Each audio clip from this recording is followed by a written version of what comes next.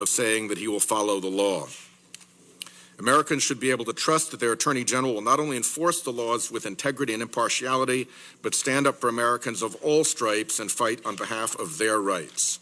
That's the prism through which I evaluate Senator Sessions' nomination. I've known the senator for a decade, and I've enjoyed working with him on legislation, but the standard by which I evaluate an Attorney General nominee is whether Rhode Islanders can trust that his commitment to doing justice and ensuring equal protection of all Americans will be real and lasting, and not just a matter of nomination etiquette. I have reviewed Senator Sessions' career as an attorney and as a senator, as well as his testimony before the Judiciary Committee. I've reflected on my duties and experience as Attorney General and U.S. Attorney in Rhode Island. I've also listened closely to very strong and serious concerns from Rhode Islanders who have made it plain that they fear what Senator Sessions would do as head of the Justice Department. For every constituent of mine who has expressed support of his nomination, 15 have expressed opposition. Senator Sessions' record is clear. He fought against fixing our immigration system as the leading opponent of bipartisan legislation, which, had it passed, would have spared us the current debate over an ineffectual $16 billion wall. Senator Sessions fought against our bipartisan criminal justice and sentencing reform. Senator Sessions opposed reauthorizing the Violence Against Women Act, a bill which is so important to the Rhode Island Attorney General's office and the anti-domestic violence groups in our state. I suspect that Senator Sessions' opposition related to the bill's inclusion of protections for gay and lesbian couples, and his record on support of gay and lesbian Americans is alarming to many Rhode Islanders. Public statements and confirmation testimony by Senator Sessions suggest that he brings a religious preference to the department, that secular attorneys would be to him a suspect class compared to Christian attorneys. From the state of Roger Williams, founded on freedom of conscience, this is an alarming consideration. He has on numerous occasions used racially charged or downright offensive rhetoric to belittle broad groups of Americans, including, for instance, Rhode Island's wonderful Dominican community, saying that Dominicans come to this country basically to sponge and be useless. Well, tell that to Big Papi, David Ortiz, and the Red Sox fans of New England. He walked those statements back a bit in the nominations process, but again, one must wonder if this represents a true conversion rather than a nod to nomination etiquette, akin to Justice Roberts' howler about being a neutral judge who would just call balls and strikes. We have been burned by nomination etiquette before. Senator Sessions has a long history of demonstrated open hostility for bedrock civil rights laws and failed repeatedly to vigorously distance himself from extremist hate groups that hold him up as a champion of their perverse ideologies. Senator Sessions has called Breitbart News a bright spot. Breitbart has published countless baseless and inflammatory articles with titles like, "Birth Control Makes Women Unattractive and Crazy." "There's no bias against women in tech, they just suck at interviews." And Gabby Giffords, the gun control movement's human shield. Senator Sessions has promised that as Attorney General he would work diligently to ensure that all Americans receive equal protection under our laws, but his record creates justifiable alarm among many Rhode Islanders that his promise is more a product of nomination etiquette than a nomination epiphany. In fairness, I should disclose that Senator Sessions' nomination carries additional baggage with me as the nominee of this president and this White House. On the campaign trail, the American people witnessed Donald Trump glorify sexual misconduct, mock a disabled reporter, and make disparaging remarks about immigrants and minorities, all with no pushback from Senator Sessions. We all witnessed chants of "lock her up," which Senator Sessions did not push back against and even excused in his hearing as, I quote, "humorously done." In mass rallies that also featured beatings and the press caged and vilified, this didn't seem very humorous to many Americans. Americans know that the good guys in the movie are not the ones in the mob. The good guy is the lawman who stands on the jailhouse porch and sends the mob home. That chant was un-American, and across the country it made honest prosecutors' stomachs turn. Not surprisingly, many Americans are fearful of what the Trump administration will mean for them, for their families, and for their country. Senator Sessions had so many opportunities to push back, and he availed himself prior to his nomination of none. The problems did not end with the campaign. President Trump and his family have brought more conflicts of interest to the White House than all other modern presidents and families combined. The proposed Trump domestic cabinet is an unprecedented swamp of conflicts of interest, failures of disclosure and divestment, and dark money secrets. The Trump White House traffics in alternate facts, operates vindictively, and is a haven for special interest influence, and they're just getting started. None of this is good. All of this suggests that there will be more or less constant occasion for investigation and even prosecution of this administration. In recent history, only Attorneys General Gonzalez, Meese, and Mitchell have been as politically close to their president as Senator Sessions would be. And the Gonzalez, Meese, and Mitchell tenures did not end well. I fear that unless publicly boxed in, Attorney General Sessions' default position would be to protect the administration. The department's public corruption work is ordinarily done within the secrecy of investigative privilege, particularly in the early stages where the fateful go, no-go decisions are made. So the pressure of publicity will ordinarily not be available. Let me add a word about climate change, which is a matter of grave concern to me and to Rhode Island, our ocean state. Climate change presents readily discernible truths on one side and a massive polluting industry that wants to deny them on the other side. Senator Sessions has persistently refused to discern those readily discernible truths and unfailingly lined up with that massive polluting industry. As a signal about how, as Attorney General, he would handle conflicts between truth and power, this is an ominous one.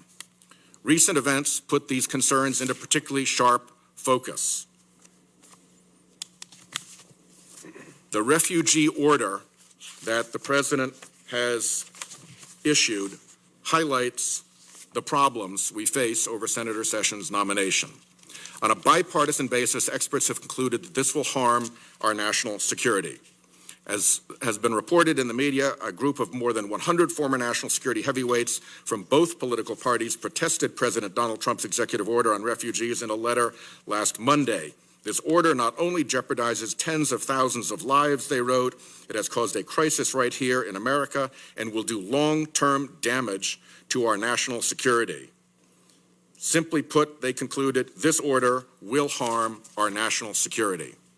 In addition to being a substantive backfire, the order was a procedural botch. As reporters have disclosed, Trump and his aides kept GOP congressional leaders almost completely in the dark about the most consequential act of his young presidency, a temporary ban on refugees and on anyone from 7 majority Muslim nations. Defense Secretary James Mattis and Homeland Security Secretary John Kelly fumed privately to associates over the weekend because they had been caught unaware. It became evident that the rollout of the executive order bordered between clumsy and dysfunctional. Even on Morning Joe, host Joe Scarborough said the weekend was a disgrace. On Capitol Hill, many Republicans close to leadership were frustrated that they received little to no guidance or advance notice about Trump's immigration and refugee directive. The opening days of this administration have been a gong show, but a gong show with a nuclear button. This dangerous state of affairs puts all of President Trump's nominees in a new light. As conservative columnist David Brooks has written, many Republican members of Congress have made a Faustian bargain with Donald Trump. They don't particularly admire him as a man, they don't trust him as an administrator, they don't agree with him on major issues, but they respect the grip he has on their voters. But if the last 10 days have made anything clear, it's this. The Republican Fausts are in an untenable position. The deal they've struck with the devil comes at too high a price. It really will cost them their soul. Even if Trump's ideology were not noxious, his incompetence is a threat to all around him. To say that it is amateur hour at the White House is to slander amateurs.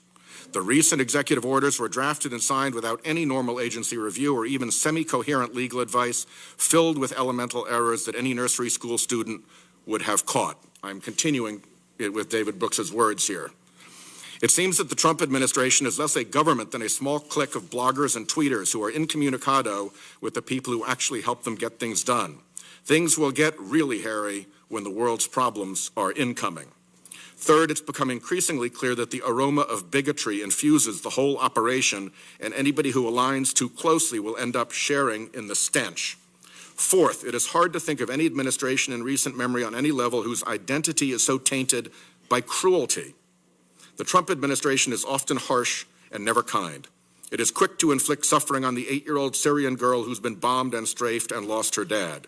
Its deportation vows mean that in the years ahead, TV screens will be filled with weeping families being pulled apart.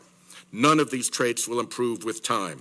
As former Bush administration official Elliot Cohen wrote in The Atlantic, quote, "Precisely because the problem is one of temperament and character, it will not get better. It will get worse. As power intoxicates Trump and those around him, it will probably end in calamity." David Brooks concludes, Trump's first 10 days in office have made clear that this is not a normal administration. It is a problem that demands a response. It is a callous, bumbling group that demands either personal loyalty or the axe. With most administrations, you can agree sometimes and disagree other times, but this one is a danger to the party and the nation in its existential nature. And so sooner or later, all will have to choose which side they are on and live forever after with the choice. I ask unanimous consent that the full article be added at the conclusion of my remarks in the record. Without objection, so ordered. So it is increasingly getting to be stand-up time here in Congress. Nominees have to meet a higher standard when a White House traffics in alternative facts, is caught up in conspiracy theories, uses threats and bullying as its means of exercising its will, and is riddled with conflicts of interest. As David Brooks has said, this is not a normal administration.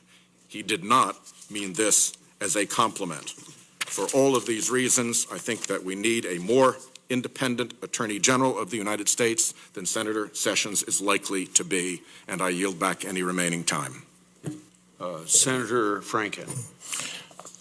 Thank you, Chairman Grassley, for the opportunity to speak, and I'd like to maybe borrow a minute or two of his time if I run over the 22 minutes. I join my Democratic colleagues in expressing my strong opposition to Senator Sessions' nomination. In my view, it's important that every member of this committee fully understands Senator Sessions' views on matters that he stands to influence as Attorney General. So once he was nominated, I spent a good deal of time reviewing the information he submitted, his questionnaire, his supporting documents and materials, and the record of his previous confirmation hearing before the committee back in 1986. I know Senator Sessions. We served together since I joined this body and the committee back in 2009. And while I enjoy a good relationship with him and I respect him as a colleague, Senator Sessions and I have very different views about most of the issues that come before this committee, particularly on matters of equal justice. So when I started reviewing his materials, I paid special attention to how he described his work on civil rights. And I noticed some discrepancies in the way he had described his involvement in civil rights cases filed during his time as a U.S. attorney. I asked Senator Sessions about these discrepancies during his hearing. I asked him about his claim that he had filed 20 or 30 desegregation cases, a claim he made in a 2009 interview with the National Review. In response, Senator Sessions said, quote, "The records do not show that there were 20 or 30 actually filed cases." He said of the claim, quote, "The record does not justify it." I then moved on to question him about 4 cases that he listed on his questionnaire, which asked him to list the, quote, 10 most significant litigated matters he personally handled. Among those 10 cases that he listed on his questionnaire were 3 voting rights cases and a desegregation case. Now, that surprised me. And that's because I know Senator Sessions and I know his record on voting rights. He's no champion of voting rights. He called the Voting Rights Act intrusive and complained about states with a history of discrimination being subject to preclearance. But here he seemed to be trumpeting his personal involvement in 3 voting rights cases and 1 school desegregation case. And I guess it just seemed to me that given his previous experience before this committee, and given the concern the civil rights advocates had expressed about his nomination, that perhaps Senator Sessions or the transition team was attempting to revise some of that history and to recast him as a civil rights champion. And as it turns out, that's exactly what was going on.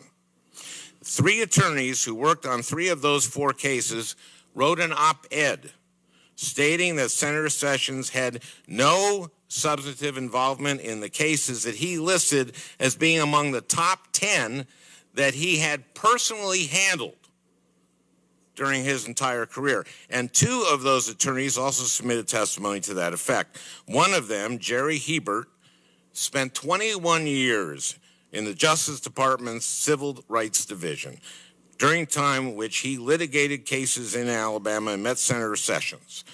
Mr. Hebert also provided testimony to this committee in 1986, and much of it served as a basis for Republicans on that committee choosing to reject Senator Sessions' nomination to the federal bench.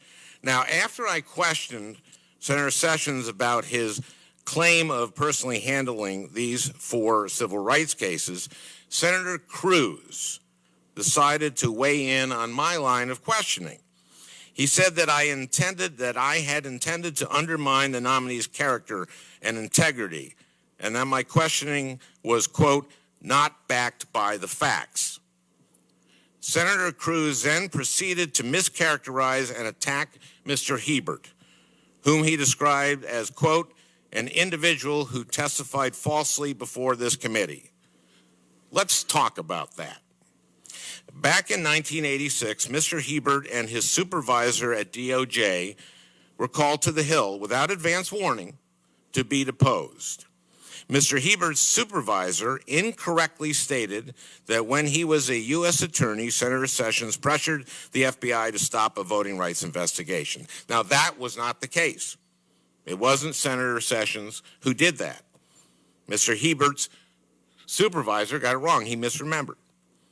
When committee staff next deposed Mr. Hebert, he was asked whether he observed Senator Sessions interfere with DOJ cases. And Mr. Hebert replied, quote, I only know what happened with our Conoco County case, but my supervisor is in a better position to talk about that than I am.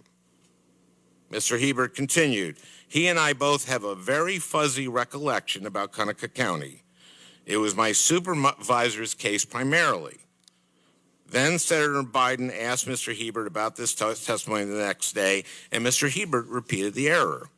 But after they testified, which again happened on very short notice, Mr. Hebert and his supervisor returned to DOJ and pulled the records from the case, from those cases.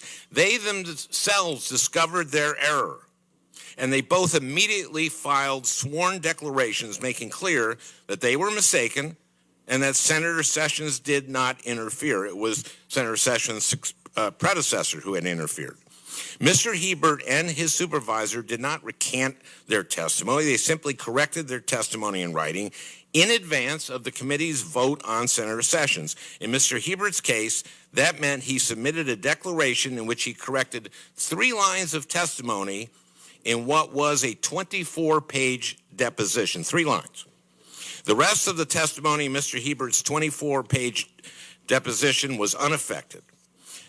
But just to be safe, just to make sure that the committee didn't misunderstand the purpose of his declaration, Mr. Hebert made it crystal clear. He wrote, quote, this revelation concerning the non-involvement of Mr. Jefferson Sessions in interfering in any voting rights investigations in the Southern District of Alabama does not affect in any way my other testimony rendered before the Senate Judiciary Committee on March 13th, 1986. Mr. Hebert's supervisor, who was the one responsible for originally getting the facts wrong, also testified in person to correct the record. That's what happened. Those are the facts. But when describing this history, Senator Cruz misrepresented what happened. So I'd like to take this opportunity to set the record straight. I object to the senator disparaging a fellow member of the committee here in his absence. I would think he'd... Well, he should be here, first of all. Secondly, he disparaged me, do it to his face. Let him make his case, and then we'll go back to you. Sure. I object to the senator. We're here to talk about the president's nominee, not a colleague, and I object to disparaging... Don't take this from my time. ...disparaging a colleague on this committee, and particularly in the colleague's absence. It's just not, it's untoward and it's inappropriate, and I object. Okay. Can I speak to that? You can speak to it, but I think that we'd be better off if we just let it go at this point. You mean let me continue my speech? Yeah, would you do that, please? I will, thank you. But just to be safe, just to make sure that, okay, I did that paragraph. This is what happened. Those are the facts. But when describing this history, Senator Cruz misrepresented what happened. So I'd like to take this opportunity to set the record straight. I object again. The senator apparently can't get the message from the chairman that this is over the top and inappropriate. I think the senator from Texas doesn't get the message from the chairman. You put the chairman in an awful bad position at this point because I'm not sure that I know where I'm I going. don't disagree with anything Senator Cornyn said, but I'm not sure I want to rule anybody out of order, but could you please leave personalities out of it? Can I explain what I'm doing here? Because Senator Cruz did the very thing that Senator Cornyn is accusing me of doing. In my absence, he misrepresented me. He misrepresented Mr. Hebert. He personally went after me. He personally impugned my integrity. You didn't object then, did you? Okay. I'm not sure I was here, and I'm not sure I agree wasn't with the here characterization. either. But Let me continue, It would be sir. a decent and honorable thing to do it in the senator's presence and not. Well, get him here, but he'll have a tape of it. Okay. Allow me to read from the hearing transcript.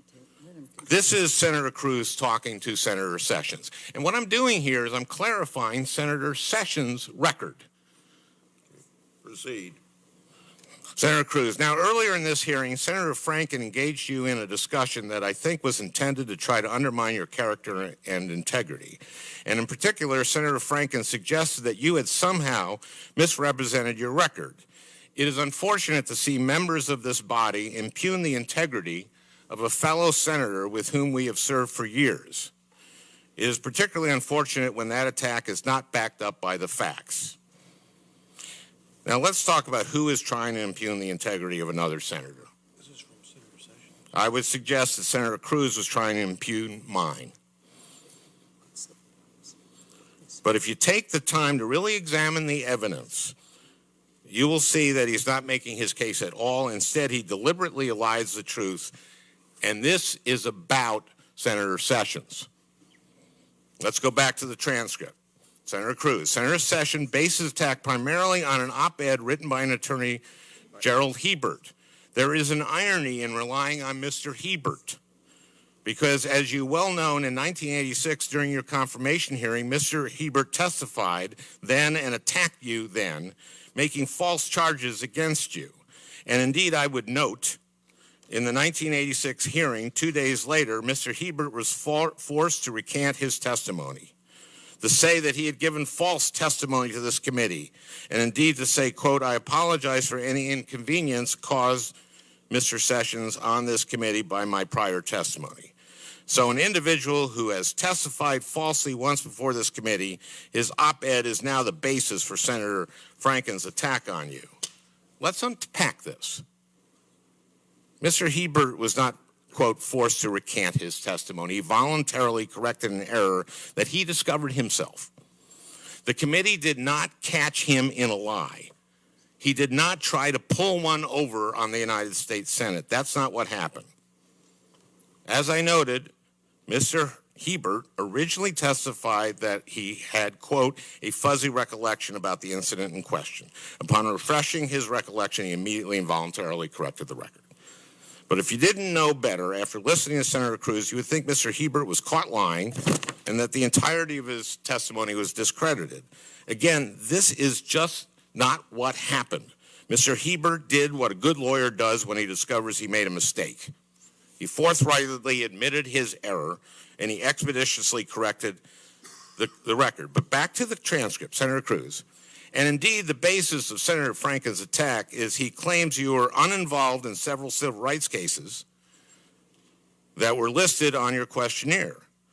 In 1986, Mr. Hebert testified, this is a quote from him, I have needed Mr. Sessions' help in those cases, and he has provided that help every step of the way. Is that correct?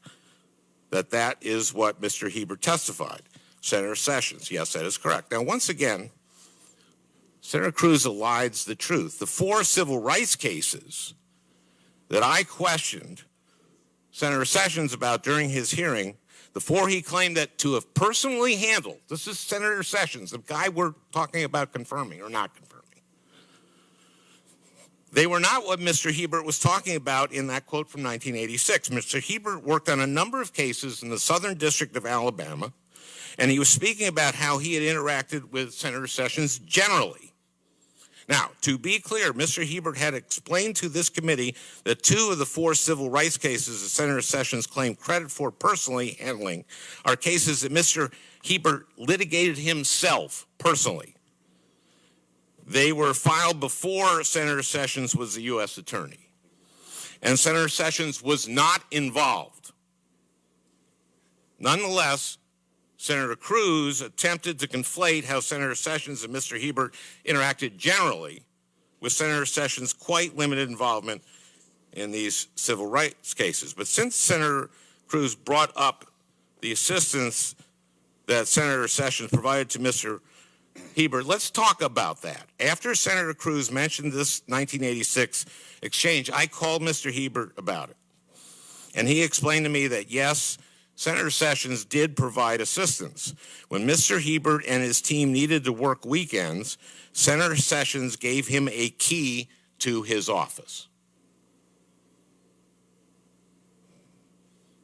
Senator Sessions gave Mr. Hebert permission to assign work to his secretary once.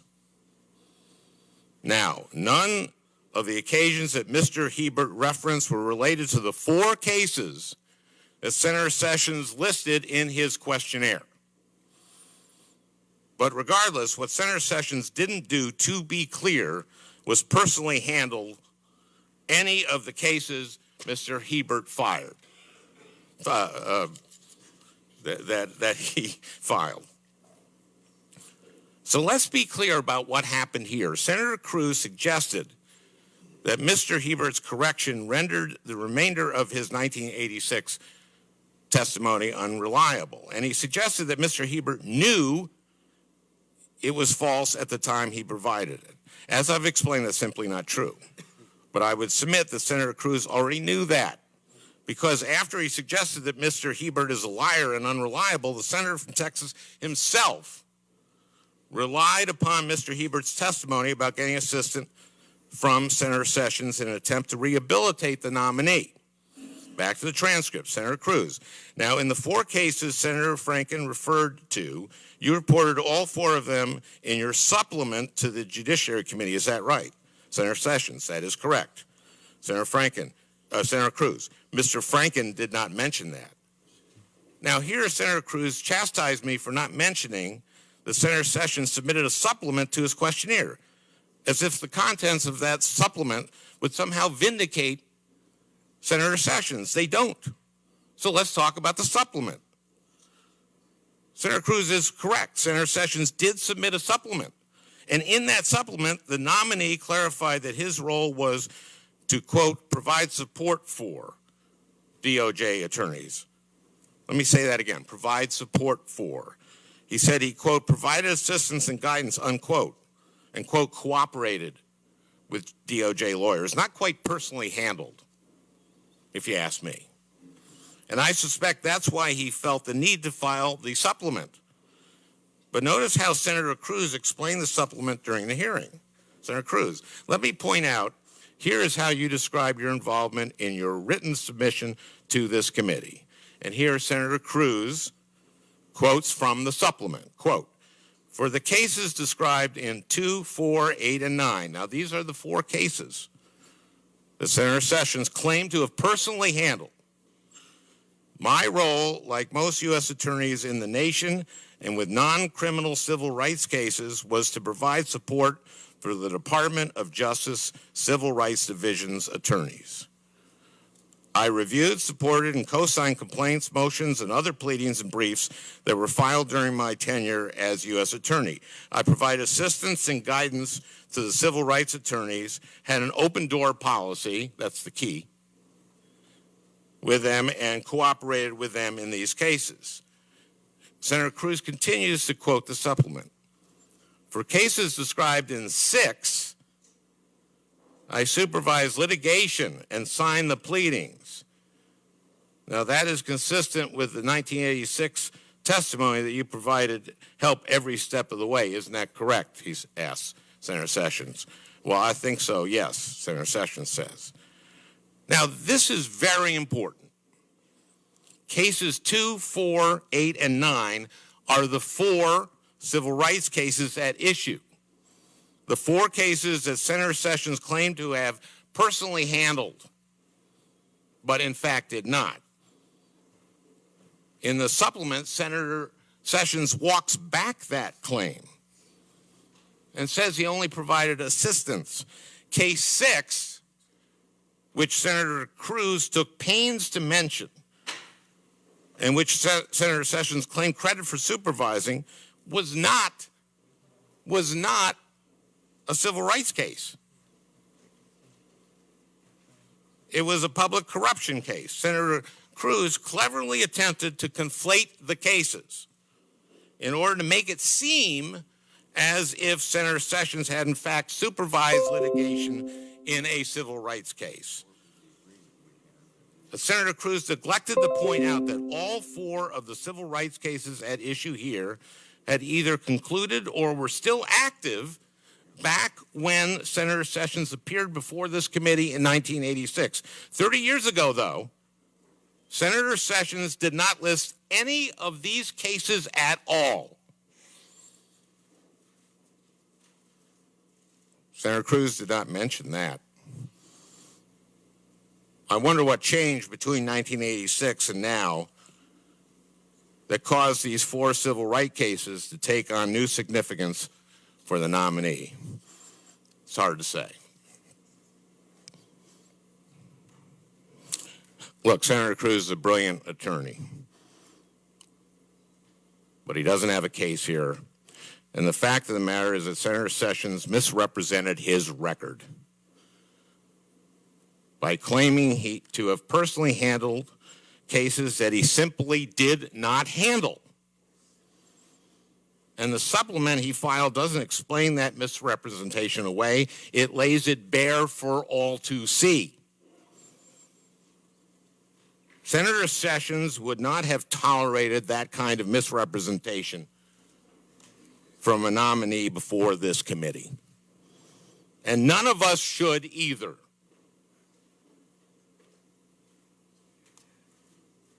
We have an important job to do here, and it requires that each and every one of us understands the nominee's record accurately.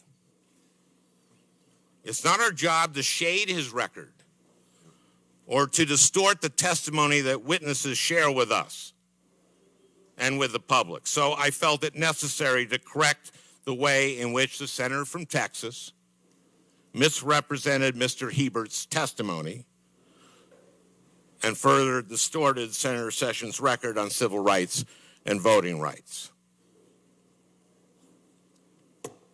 Now, about voting rights. During his hearing, I asked Senator Sessions about an extraordinary claim made by the then president-elect. In late November, the president-elect tweeted, quote, "In addition to winning the Electoral College in a landslide, I won the popular vote if you deduct the millions of people who voted illegally."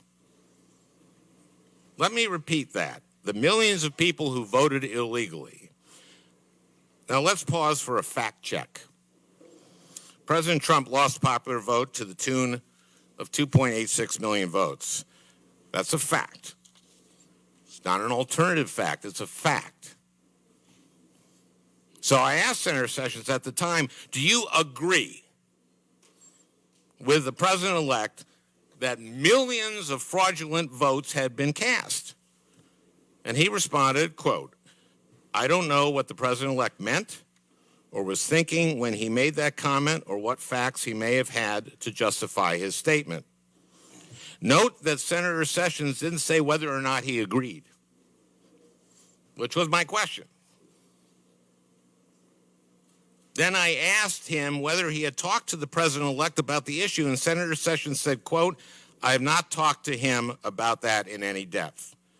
Now, The Department of Justice, under the Attorney General's leadership and direction, is tasked with protecting the right to vote and with prosecuting fraud. So it seems unusual to me that the president-elect would make such a bold claim asserting that a fraud of truly epic proportions had occurred and that he wouldn't bother to discuss it with the guy he appointed to be the nation's top cop. But that didn't seem to bother Senator Sessions.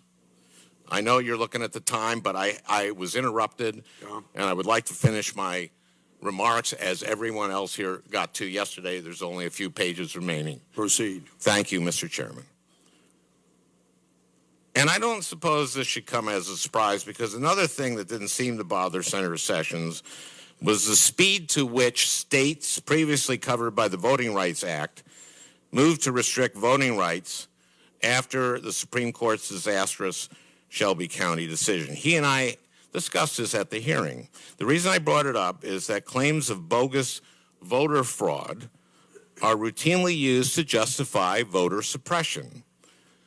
Claims of apocryphal fraud are what states point to when they pass restrictive laws. So understanding Senator Sessions' views on voting rights and understanding how he responded to the president-elect's outrageous claims of fraud, it's important as we try to figure out whether he is capable of protecting people's right to vote as Attorney General,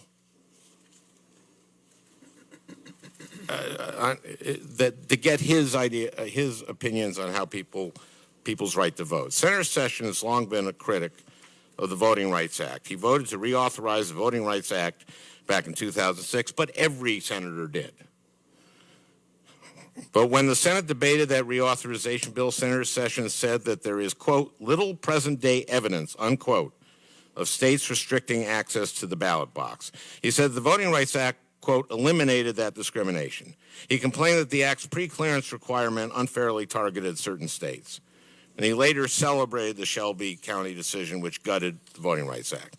Now, when I questioned him about that during his hearing, when I pointed out that after Shelby County, states moved quickly to enact restrictions, he didn't seem concerned. Now, we discussed North Carolina, which enacted restrictions that the Fourth Circuit eventually described and overturned. They described it as targeting African Americans with, quote, almost surgical precision, and which prevented African American people from voting in the 2014 election. But all Senator Sessions managed to say was, quote, every election needs to be managed closely, and we need to ensure that there is integrity in it, and I do believe we regularly have fraudulent activities occur during election cycles. Senator Sessions believes we regularly have fraudulent activities during our election cycles. That might explain why he didn't talk with the president-elect in any depth about his claim that millions of fraudulent votes were cast. Senator Sessions perhaps didn't find it alarming because he believes there's a kernel of truth in that claim, but there is not. That claim has been fact-checked to death. Nearly 138 million votes were cast in the 2016 election. State officials found virtually no credible reports of fraud and no sign whatsoever of widespread fraud. In 2014, a comprehensive study examined elections over 14 years, during which time more than 1 billion ballots were cast, and found just 31 incidents of in-person voter fraud. But last week, after obsessing about how many people attended his inauguration, President Trump again claimed that he lost the popular vote because millions of undocumented immigrants cast illegal votes. Only this time, the president got more specific. It wasn't just millions of illegal votes. This time, he said it was somewhere between 3 million and 5 million fraudulent votes. I wonder how he came up with 3 million illegal votes. I wonder if it could have anything to do with the fact they lost by 2.86 million votes. This is beyond outrageous. This is profoundly disturbing. The president went on to repeat this lie on Twitter and on television before calling for a, quote, major investigation into voter fraud. including those registered to vote in 2 states, those who are illegal, and even those registered to vote who are dead. Depending on the results, we will strengthen up voting procedures, he said. Now, President Trump tweeted that before he knew that among those registered to vote in 2 states are his chief strategist, Steve Bannon, his press secretary, Sean Spicer, his nominee for Treasury Secretary, Steve Mnuchin, his daughter, Tiffany Trump, and his son-in-law, Jared Kushner. Nonetheless, Speed it up, please. Nonetheless, President Trump later announced that he would sign an executive order related to voter fraud. This raises serious concerns. And before the members of this committee vote on Senator Sessions' nomination, we deserve to know whether the president intends for the Attorney General or the Justice Department to lead this investigation. When the President of the United States lies about the existence of massive, widespread fraud, it's the job of the Attorney General to call him out on it. The Attorney General has an obligation to tell it like it is. Senator Sessions may have said it best himself. When Sally Yates was nominated to be Deputy Attorney General, Senator Sessions questioned her during her confirmation hearing. He said, and I quote, "You have to watch out because people will be asking you to do things, and you'll just need to say no." Do you think the Attorney General has a responsibility to say no to the President if he asks for something that's improper? A lot of people have defended the Lynch nomination, for example, by saying, well, he appoints somebody who's going to execute his views. What's wrong with that? But if the views the President wants to execute are unlawful, should the Attorney General or the Deputy Attorney General say no? Last page. Ms. Yates responded, quote, "Senator, I believe that the Attorney General or the Deputy Attorney General has an obligation to follow the law and the Constitution and to give their independent legal advice to the President." And as everyone here should agree, that's exactly what Ms. Yates did Monday night, whether you agree with it or not. This nation owes her a debt of gratitude. But Chairman Grassley, Senator Sessions has not demonstrated that he is capable of fulfilling the same obligation. Before this committee votes to advance this nomination, it's important that we know whether Senator Sessions is able or willing to separate fact from fiction and speak truth to power. I am not confident that he is, and I will be voting against him, and I want to thank the chairman for his indulgence. You went over 8 minutes, and Senator Cornyn didn't take 8 minutes to state his position. Senator Sass, you've got 45 seconds. Please don't take 1 second more. Would you mind using the microphone? In the interest of getting to the vote, I'll submit my statement for the record. Thank you, Chairman. Okay. The clerk will call the roll. Mr. Hatch. Aye. Mr. Graham. Aye. Mr. Cornyn. Aye. Mr. Lee. Aye. Mr. Cruz. Aye. Mr. Sass. Mr. Flake. Mr. Crapo. Mr. Tillis. Mr. Kennedy. Mrs. Feinstein. No. Mr. Leahy. No. Mr. Durbin. No. Mr. Whitehouse. No. Ms. Klobuchar. Mr. Franken. No. Mr. Coons. No. Mr. Blumenthal. No. Ms. Harona. No. Mr. Chairman. Aye. Mr. Chairman, the votes are 11 yeas, 9 nays. The nomination is approved by the committee and will be reported to the floor. Meeting over. Heard that the nomination of a man who will not protect the vulnerable.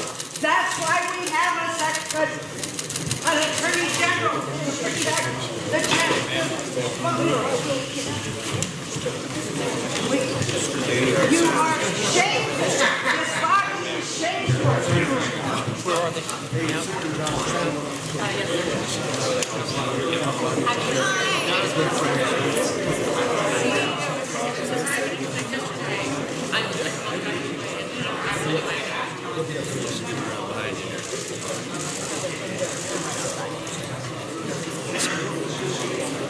You might want to walk through.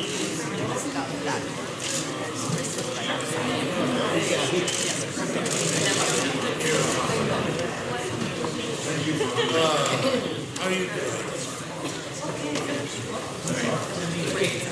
day for American justice. All right.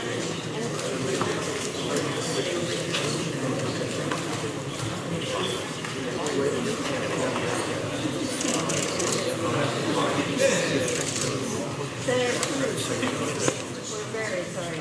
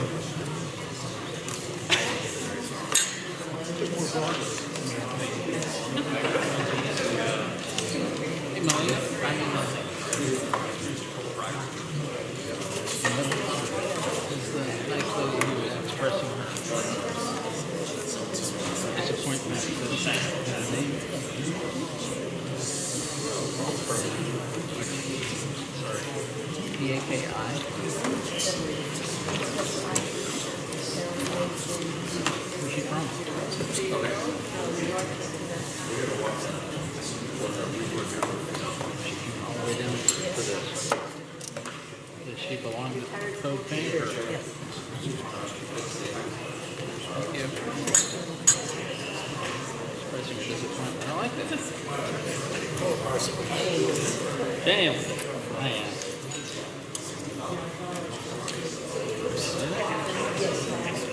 Nobody carries paper and pencil.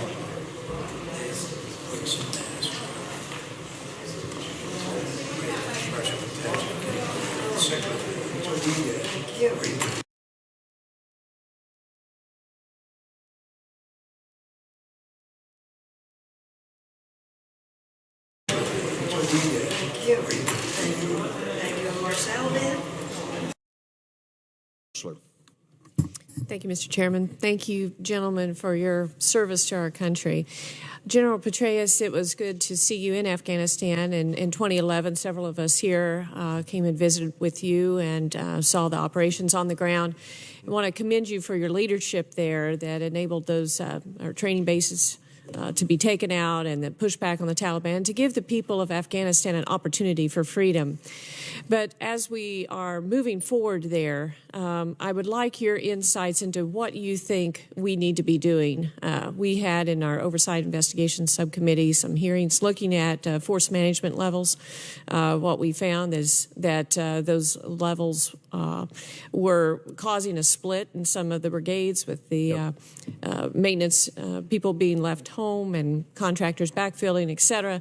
So the sense that I have gotten is that there hasn't been a clear mission there. And I've been concerned about the resurgence of the Taliban as well as Al-Qaeda and other terrorist groups, ISIL, coming in there, filling up the void as we have pulled back. So what would you advise from your vast expertise there? What should be our mission? What should be the force management levels there moving forward? Authority until January 20th, legally.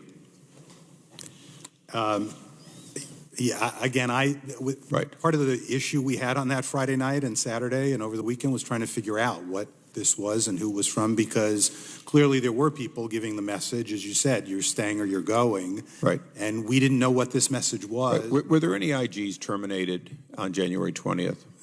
No. So 100% of the IG in place, both permanent and acting, were retained. Is that right?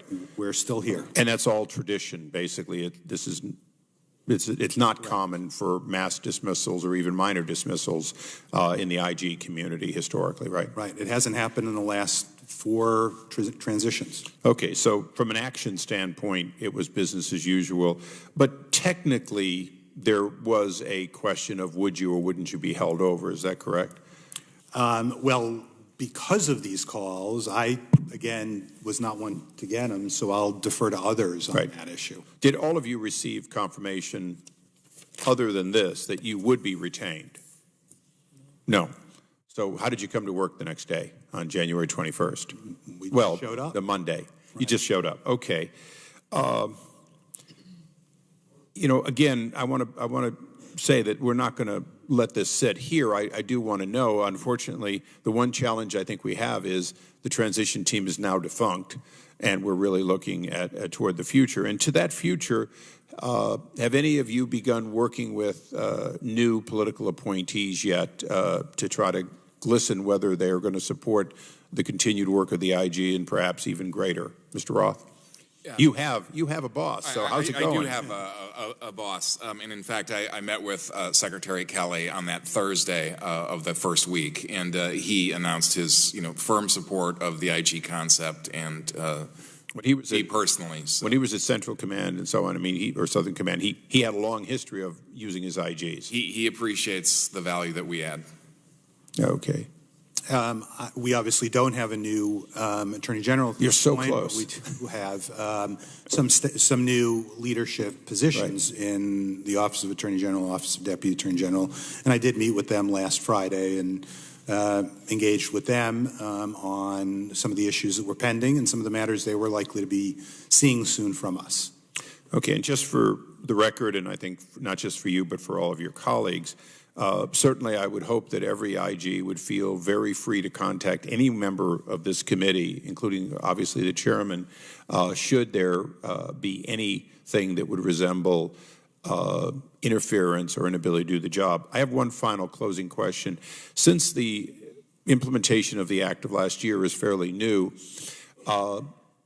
do any of you have current examples where you're still not getting information covered by the you get everything except, and the exceptions are supposed to be virtually zero? And I know, Mr. Horowitz, I want all of your answers, but I know you've had a history of being blocked, particularly as to attorneys at Department of Justice. We have had no issues whatsoever, and there's been a significant change in approach. Excellent. Glad to hear it. Anyone else? At Peace Corps, before the former director left, she put out a joint communication with me, basically saying that we have access to everything now, including especially the assaults and harassment and the actual rapes and so on that historically were a problem for you. Yes. Mr. Dahl? We've made significant progress in overcoming some of the delays that we were experiencing in getting access to records. Excellent. Well, the committee's done good work. Thank you, Mr. Chairman. I yield back. The chair now recognizes the gentleman from Virginia, Mr. Connerly, for 5 minutes. Thank you, Mr. Chairman, and welcome to our panel. My friend from California wants to minimize what just occurred, and I understand that from his point of view, but there's nothing trivial about getting 6 or 7 phone calls to individual inspectors general, including yourself, Mr. Roth, from a transition team on the eve of the inauguration, all but warning you you're going to be replaced, or it could be. And then we saw the redacted document, and I'd love to have some Republican support in making sure that those redactions are removed and we get the actual full document. But gentlemen, the chairman or the ranking member indicated he would make it available to us. He has that.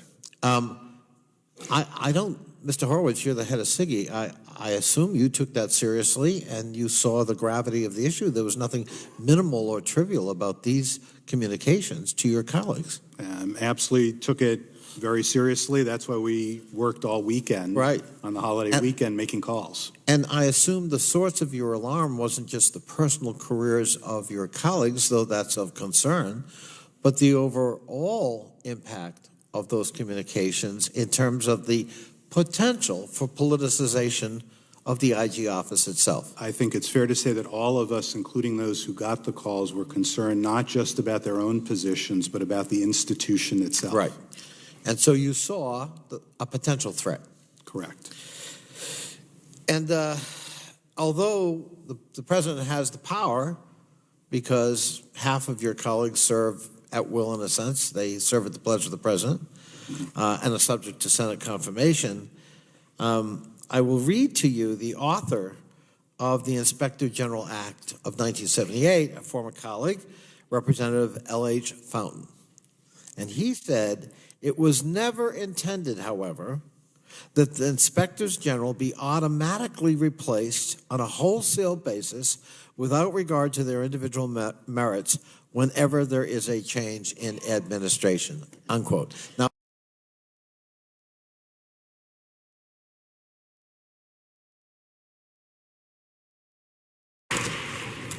on behalf of all three of us, thank you all for this invitation. We're thrilled to be here today.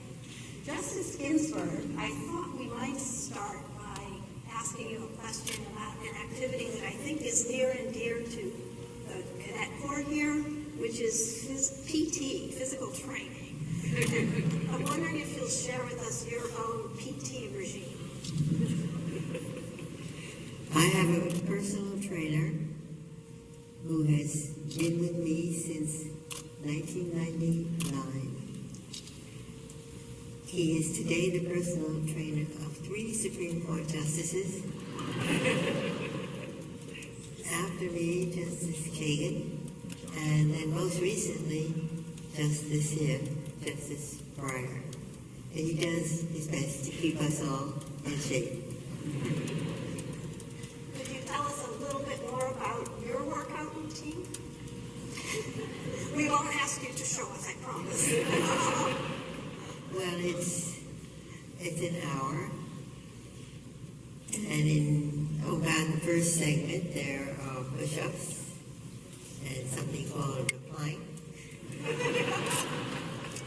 and then there are various weights to lift.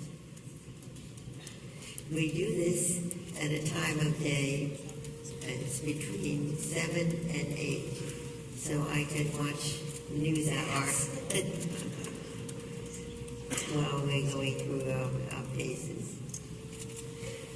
Justice Ginsburg's trainer, by the way, is a member of the reserves. Yes. And so you were without him for some time when he was Yes, off. he was 3 years in Kuwait. So, but he found a substitute for me during Now, Justice Ginsburg can do 20 push-ups, but I'm going to annotate this so that Justice Ginsburg doesn't tell me I'm exaggerating. Justice Ginsburg does 10 push-ups, and she does not do the so-called girl push-ups. She does not use her knees. And then she stretches back for a very brief pause, and she does 10 more. And at one time when I was introducing Justice Ginsburg,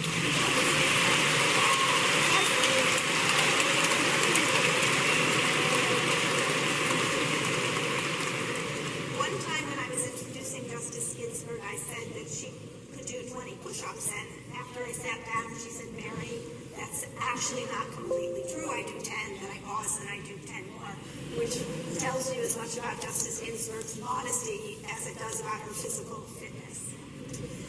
But Justice Ginsburg, as we heard from Joanna, we know you grew up in Brooklyn in a working-class neighborhood, the daughter and granddaughter of immigrants, and went to public elementary and high school. And then you went on to college, about the age of most of the young cadets here, on a full scholarship to Cornell University. I'm wondering if you would share with the audience a little bit about your time at Cornell and what inspired you to pursue law as a profession. Cornell was a preferred school for daughters because in those happily no longer days, there was a strict quota for women. There were 4 men to every woman, and so families felt if she can't find her man here, she's hopeless. And I luckily did find my man,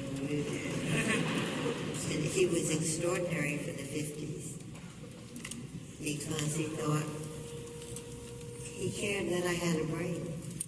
Most young men of that time didn't. Okay.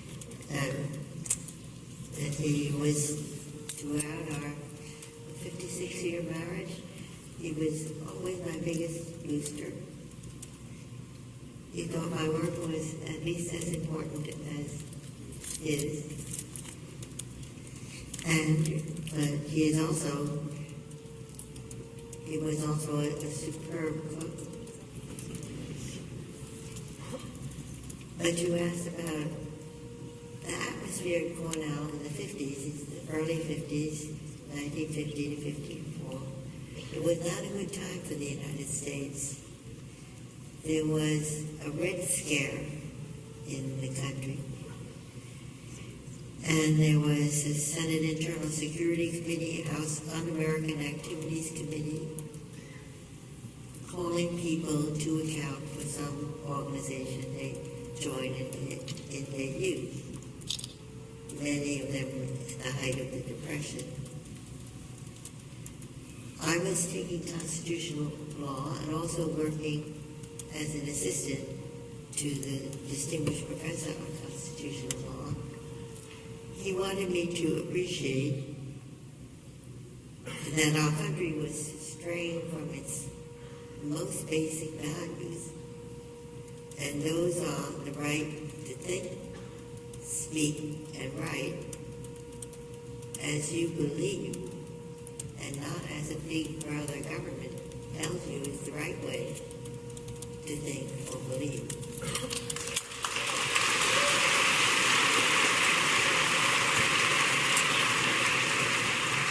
And then he pointed out that lawyers were standing up to people, many of them from the entertainment industry, when they were called to appear before Congress. And then I got the idea that law was a pretty nifty profession. You could work to earn a living, but you could also do something that would make your society a little better. You could devote your talents to something outside yourself. But little did I know in those pre-Title VII days that most law firms were not interested in employing lady lawyers. My family had some reservations about this. But then when I married at the end of my last year in college, my family said, well, she wants to be a lawyer, let her try. If she can't succeed, she will have a husband to support her. So my marriage, far from being a detriment, was a tremendous asset, as was having a daughter. 2 years of my life was spent at Fort Sill, Oklahoma, when my husband was an artillery officer. And during that time, my child was born, and she was 14 months when I started law school. There was a balance to my life that many of my fellow students did not have. They were so concentrated on the study of law and nothing else. But my day was divided. I would work hard at the law school, and then 4 o'clock when the babysitter went home was my daughter's time.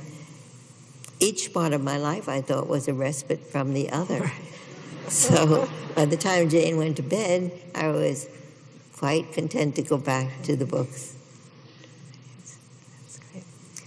And you mentioned, I think most of the audience probably didn't know that you lived on a military base for 2 years. We lived in Artillery Village, right. Yeah, in Wary Housing, yes. It was called. That was right. And there's a funny story about Marty, because when he first arrived at Fort Sill, he was first going to be assigned to actually go into combat, and it turned out he had no experience, and he went in to meet, and maybe you can tell the story. Well, Marty had been in the first 2 years of ROTC were compulsory at Cornell, and the second 2 years were voluntary. Marty, when he was asked to fill out the form, do you want to go into senior ROTC, he wrote on the form, hell no.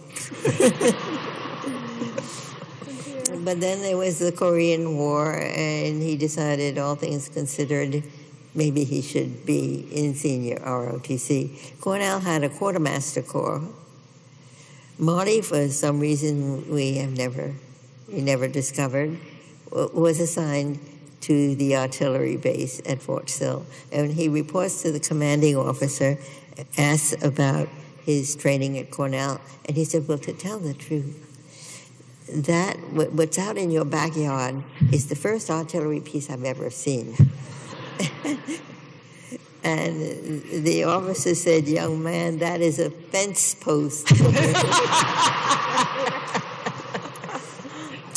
But Marty had two skills that equipped him for the artillery school. One is he was very good at math, and a lot of trigonometry is involved in the artillery. The other was he could judge distance on the ground. I mean, if truth be told, Marty majored in golf when he was at Cornell. And he was on the varsity team. So he could, when they're adjusting fire, and he could say, that's a 5-iron. So he ended up, I think he was highest passing man ever in the artillery school. And when he graduated, they made him an instructor of gunnery. And we spent the balance of our time at Fort Sill. Wonderful. Then law school. You were one of 9 women in the entering class at Harvard. Could you share with us a little bit about what it was like to be one of very few women at the time? Yes, but first, can I say something about our Army days? There was something extraordinary that the Army was doing. My child spent her first year in the nursery school, the officers' nursery school. This was a facility for children from 2 months to 9 months. And even though my daughter was there till 12 months, and the nurses liked her so much, they kept her in the 2 months to 9 months instead of 9 months to 2 years. But this was, the word daycare wasn't even coined in the United States. And there was that facility right there at the Army base. You could take a child there at 8 in the morning. You could keep the child all day if you wanted to, as long as you came by midnight.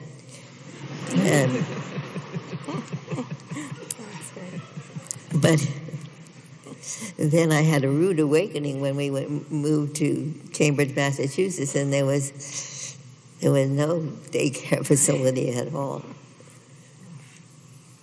So how did it feel to be one of 9 women in a class of over 500 men? You felt you were constantly on display. So if you were called on in class, you felt that if you failed, if you didn't perform well, you were failing not just for yourself, but for all women. You also had the uncomfortable feeling that you were being watched throughout the class. And then there was the dean's famous dinner for the women in the first-year class. After dinner at his home, he asked each of us to stand up and tell him in turn what we were doing, taking a seat that could be occupied by a man. Well, this was a dean who had been an ardent supporter of the admission of women to Harvard Law School. 1950-51 was the first year of women at the law school. And he said he asked that question not to embarrass or wound, but there were still people on his faculty, doubting Thomases, who thought it was unwise to admit women. So he asked the question so he would have stories from the women themselves about what they would do with the law degree. So it's hard to believe that it's been over 20 years since you penned the majority opinion that opened up VMI to women. And Wendy's going to ask you some questions in a minute about that. But first, I wonder if we could show the audience what you're wearing today, something special. This is a Kedat pin that I received from someone who was in the audience today. He wrote to me that this pin was given to the mother of every man in the graduating class. And when his mother died, he thought I might like to have the pin. He thought she would be proud if I would wear it. And I thought I would read.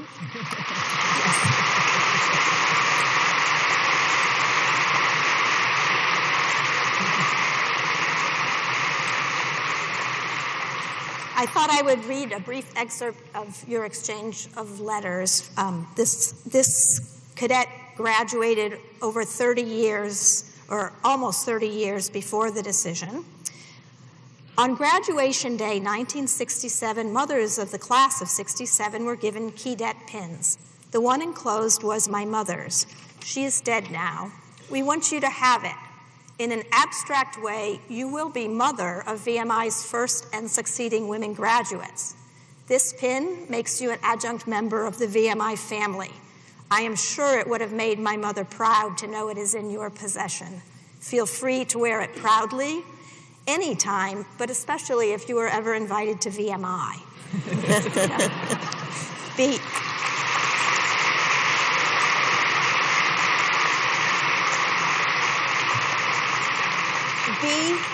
Be of good spirit. Love, tolerance, and compassion will someday prevail without laws to mandate them. And Justice Ginsburg responded to the alumni and to his daughter, who also signed the letter. I will wear your grandmother's Kedat pin proudly at Charlottesville this weekend on a visit to the University of Virginia. This was in 1997.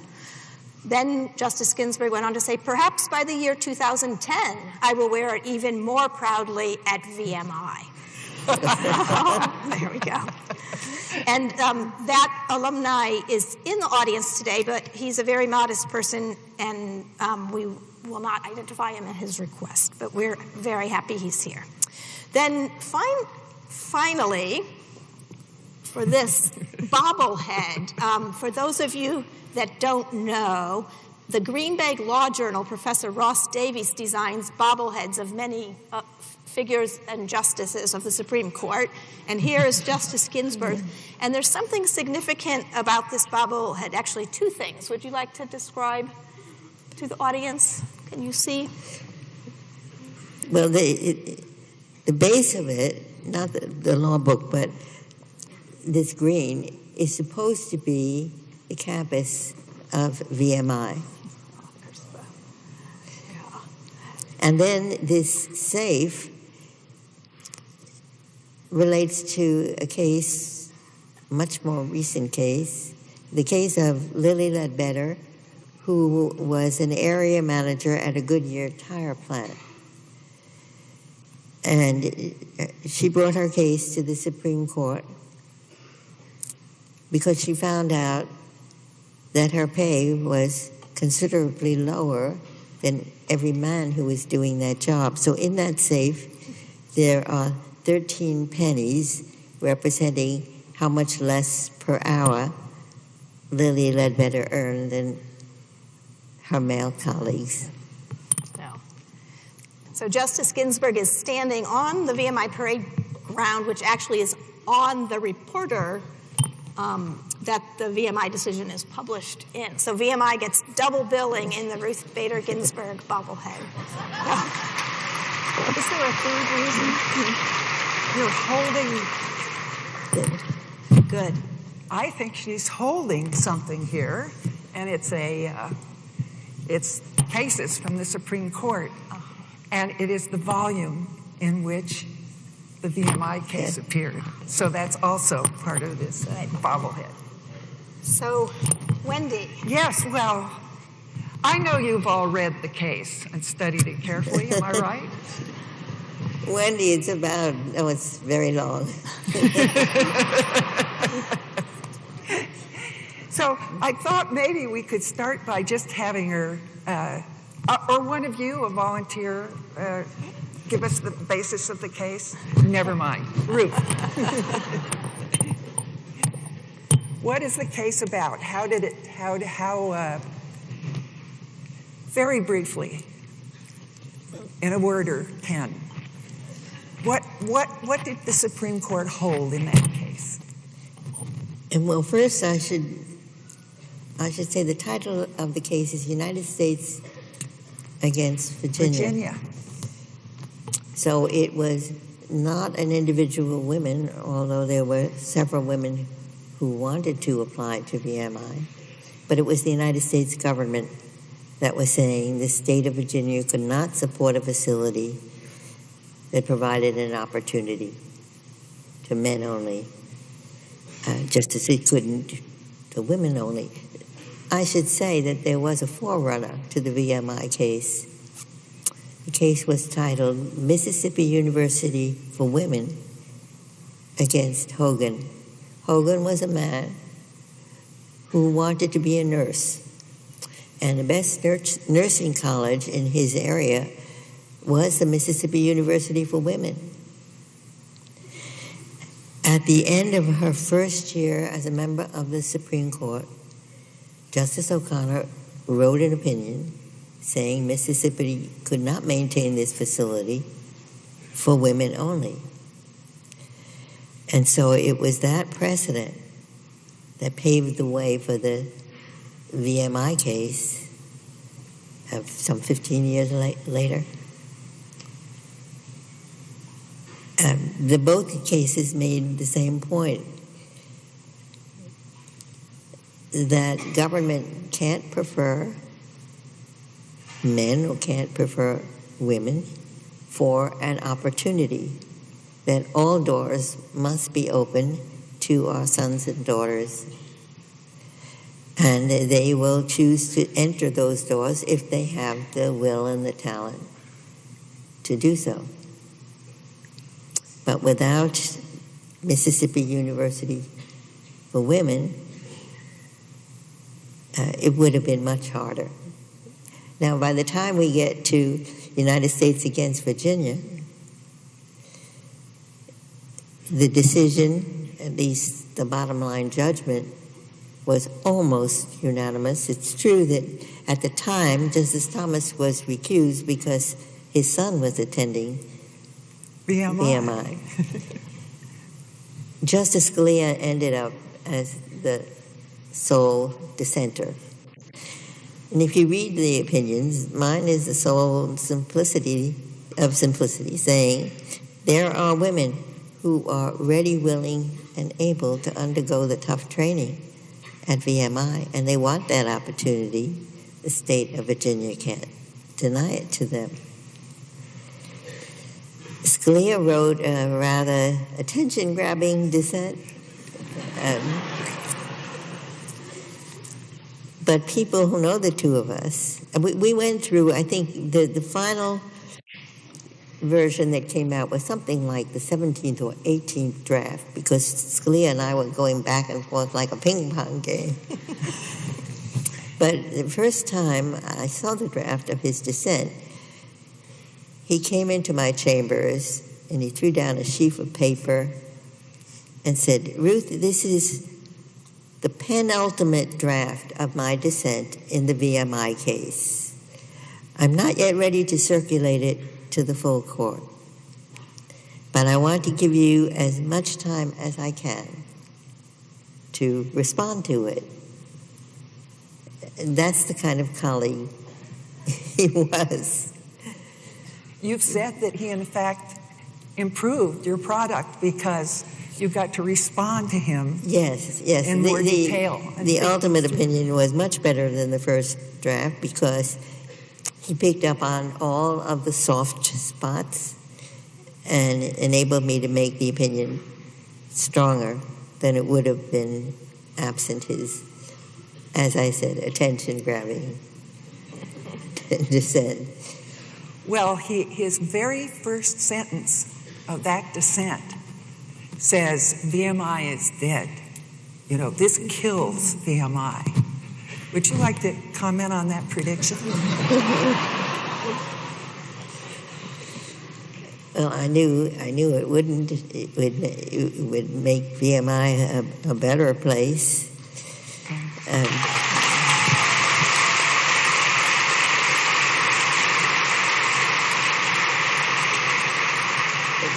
One of the exhilarating things for me in my lifetime is to see how the military has opened opportunities for women.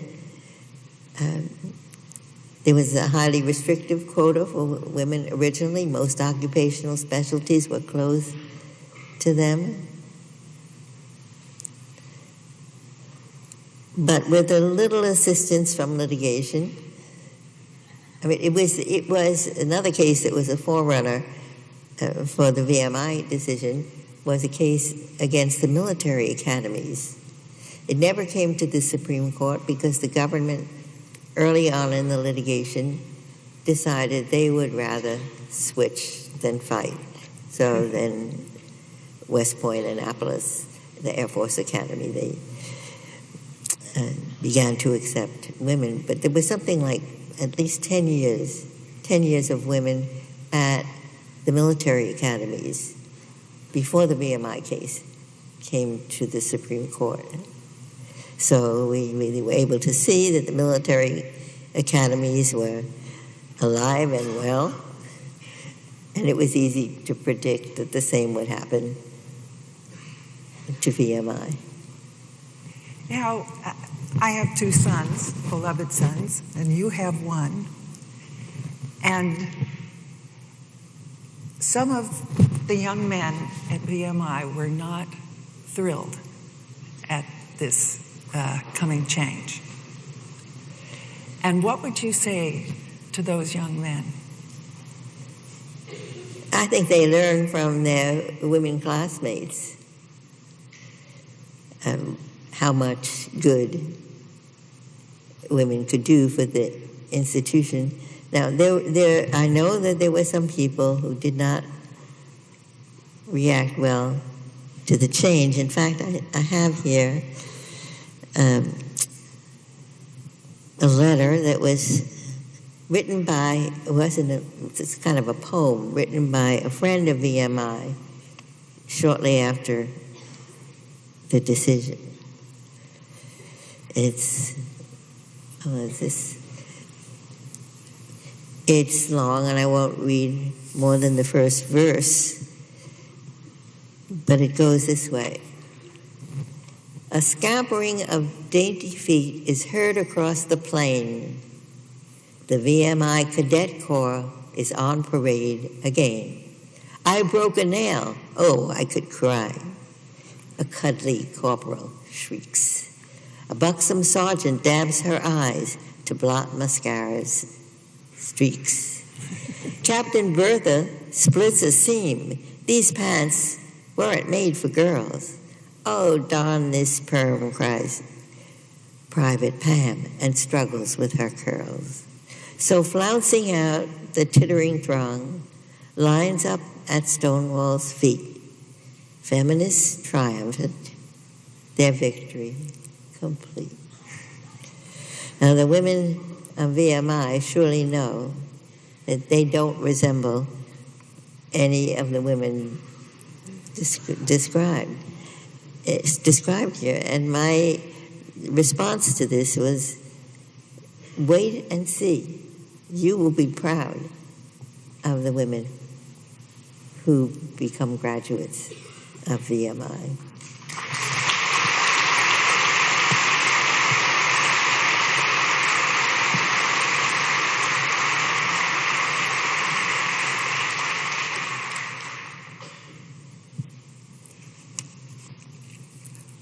Could you just take a minute to talk about Justice Scalia and your general experience with him?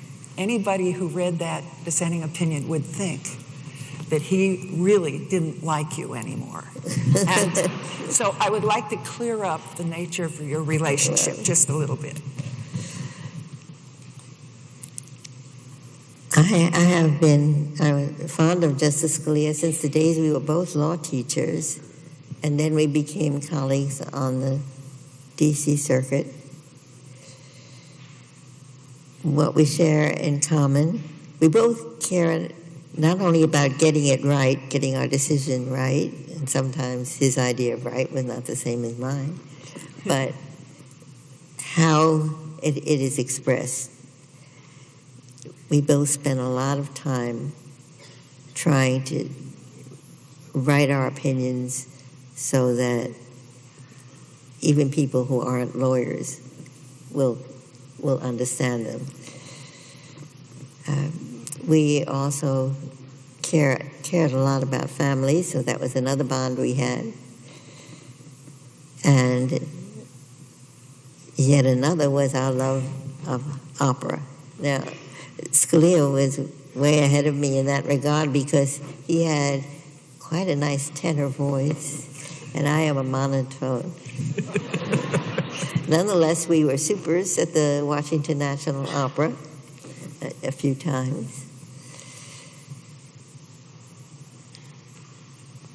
I miss him very much.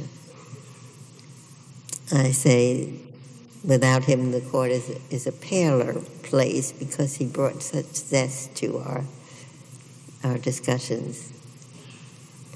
But to give you an idea of the exchange in the VMI case, so I had a footnote that referred to the University of Virginia at Charlottesville. He snapped back with a footnote that said, there is no University of Virginia at Charlottesville. There is only the University of Virginia.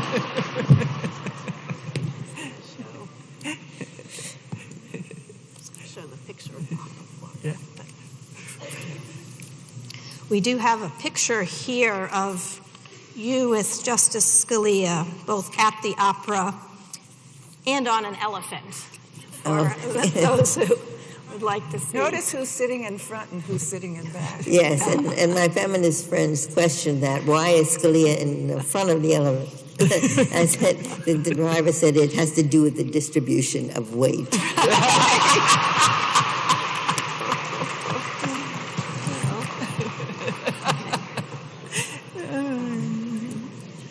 Well, there's so much we could talk about having to do with VMI, but we are going to have to move on. So I wonder if there are any last thoughts or words you want to say about that case.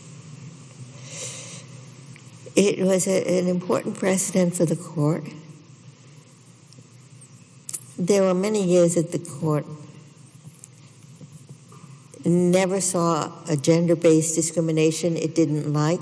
I mean, the history of the court up until the, quote, liberal Warren Court in 1961, the Warren Court said it was all right to keep women off juries in Louisiana because, after all, they were the center of home and family life. Never mind the defendant in this case, Gwendolyn Hoyt, was a woman who had an abusive, philandering husband. One day, he was so abusive, he humiliated her to the breaking point. She picked up her young son's baseball bat, hit her husband over the head. He fell to a stone floor. That was the end of their altercation. It was the beginning of the murder prosecution. Gwendolyn Hoyt was from Hillsborough County, Florida, which did not call women for jury duty. Her idea was, if there were women on my jury, they probably wouldn't acquit me, but they might convict me of the lesser offense of manslaughter rather than murder. She was convicted of murder by an all-male jury. She argued that the absence of women on her jury denied her due process of law and the equal protection of the laws. And the Supreme Court's attitude in 1961 was, why, women have the best of both worlds. Yes, they're not on the jury rolls to start with, but if they want to volunteer to serve, all they need to do is go to the court clerk's office and sign up. Well, how many people would sign up for jury duty if they could escape it? 10 years later, there had been a huge change in our country in the way people were living. There were many more two-earner families, and the court was able to understand in the 70s what it couldn't understand earlier. Earlier, the court's jurisprudence was a gender line in the law is okay as long as it's rational.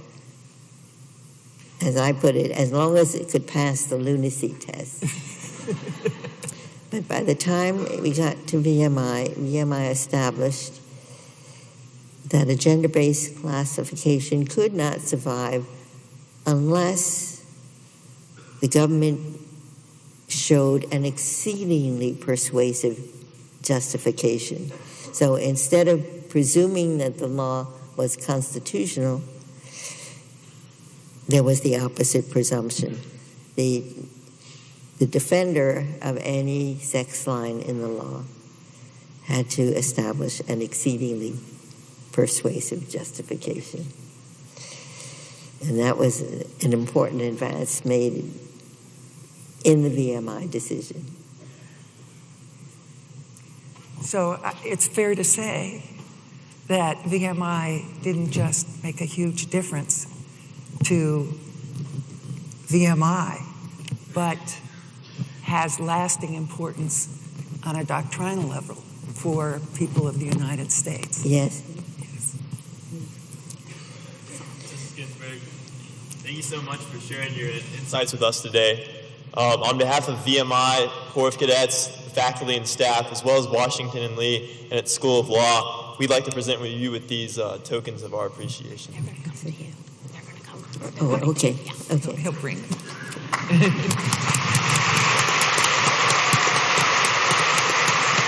Thank you so much. Thank you.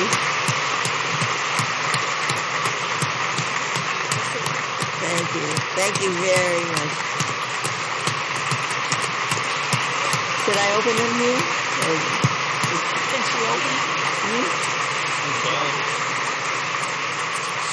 Oh, I can. Okay. Maybe you could take the paper And of maybe this. we can get a cadet to help. Would you help us open these, young man? This one.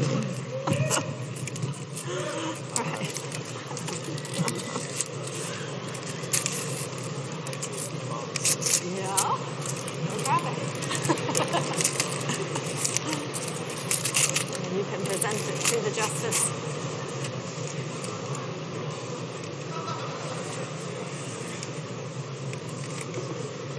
Oh, beautiful. Oh, isn't that beautiful? Excellent. Thank you.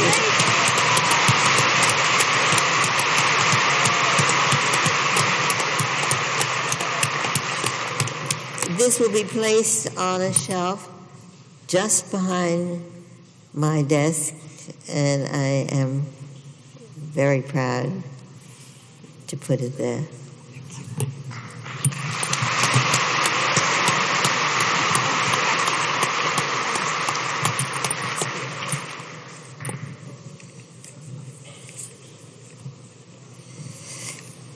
And this is from Washington and Lee. It's a beautiful silver cup. It says something on it. Washington and Lee Law.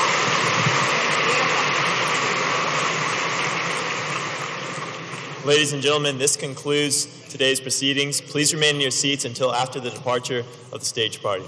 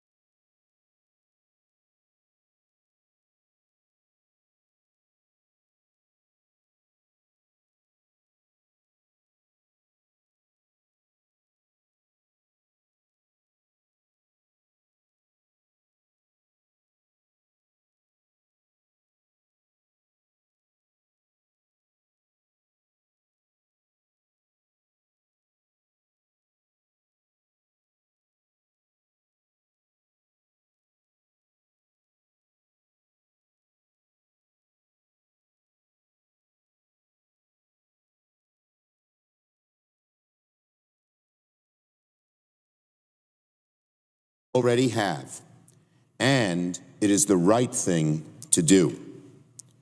On a subject as important as a Supreme Court nomination, bipartisan support should be a prerequisite. It should be essential. That's what 60 Votes does. This is nothing new. It was a bar met by each of President Obama's nominations. In my mind, 60 votes is the appropriate way to go, whether there is a Democratic president or Republican president, Democratic Senate or Republican Senate. Mr. President, Madam President, because a 60-vote threshold is essential, those who say at the end of this process there are only two possible results, that the Senate will confirm this nominee or the Republicans will use the nuclear option to change the rules of the Senate, are dead wrong. That is a false choice. If this nominee cannot meet the same standard that Republicans insisted upon for President Obama's Supreme Court nominees, 60 votes in the Senate, then the problem lies not with the Senate, but with the nominee. The answer should not be to change the rules of the Senate, but to change the nominee to someone who can earn 60 votes. 60 votes produces a mainstream candidate. And the need for a mainstream consensus candidate now is greater now than ever before because we are in new territory in two ways. First, because the court under Chief Justice Roberts has shown increasing drift to become a more and more pro-business, pro-special interest court, siding more with corporations and employers and special interests over working and average Americans. This in an environment where starkly unequal concentrations of wealth and ever-increasing corporate power, aided and abetted by the Citizens United decision, has skewed the playing field even more decisively towards special interests and away from the American citizen. A mainstream nominee would help reverse that trend, not exacerbate it. And second, another important reason that we're in a new world here and making a 60-vote margin even more important than it was before, as important as it was before.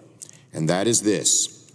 This administration, at least at its outset, seems to have less respect for the rule of law than any in recent memory, and is challenging the Constitution in unprecedented fashion. So there's a special burden on this nominee to be an independent jurist. Let's go over each point. First, we have a special responsibility to judge whether or not this nominee will further tip the scales on the court in favor of big business and powerful special interests instead of the average American. Because over 2 decades, this court has shifted dangerously in the direction of big business and powerful special interests. According to a study by the Minnesota Law Review, the Roberts Court has been the most business-friendly Supreme Court since World War II. It is the most corporate court in over 70 years.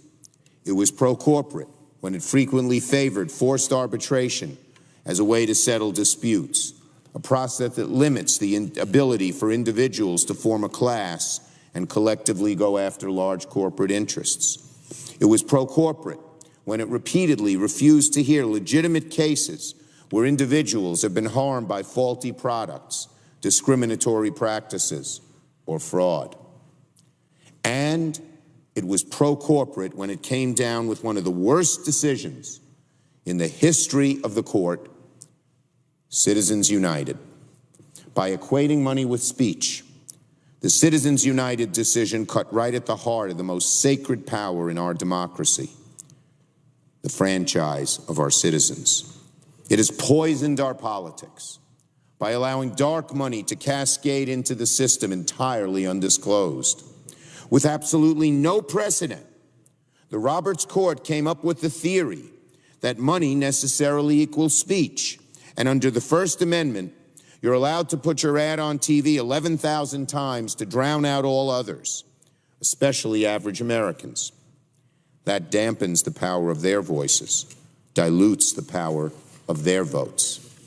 The Citizens United decision was the worst decision in 100 years, and it is the embodiment of this new era of the corporate special interest court. At a time when massive inequality plagues our economy, dark money floods our politics, and faith in institutions is low, this rightward shift in the court is an existential threat to our democracy. Now more than ever, we require a justice who will move the court back in the direction of the people, not only because that's what the law requires, but because that's what our system of government requires, summed up, of course, by President Lincoln's declaration that it is a government of, by, and for the people. And second, Madam President, we must insist upon a strong mainstream consensus candidate because this Supreme Court will be tried in ways that few courts have been tested since the earliest days of the Republic, when constitutional questions abounded.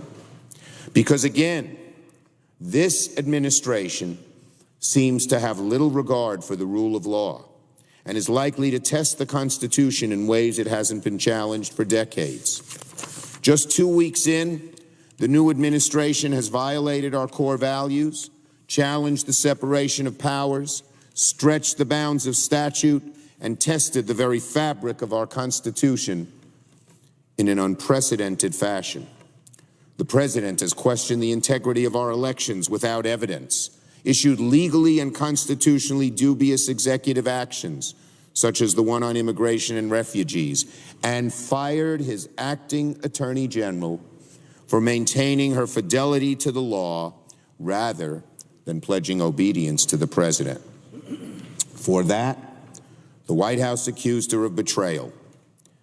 Acting Attorney General Sally Yates offered her professional legal opinion, but because it contradicted the administration's position, she was fired, even though the very purpose of the Department of Justice is to be an independent check on any administration. We are just 13 days into this new administration. How many more of these dismissals will take place over the next 4 years? This is not even close to normal. Many of us have lived through the first few weeks of several administrations of both parties. This is not even close to normal. So now more than ever, we need a Supreme Court justice who is independent, who eschews ideology, who will preserve our democracy, protect fundamental rights, and will stand up to a president who has already shown a willingness to bend the Constitution. The Supreme Court is now the bulwark, standing between a president who in too many instances has little regard for the law, for the separation of powers, for American ideals, and for the power of the legislative branch and the sanctity of the nation. Now more than ever, we require a justice who will fulfill the Supreme Court's role in our democracy as a check and balance on the other branches of government.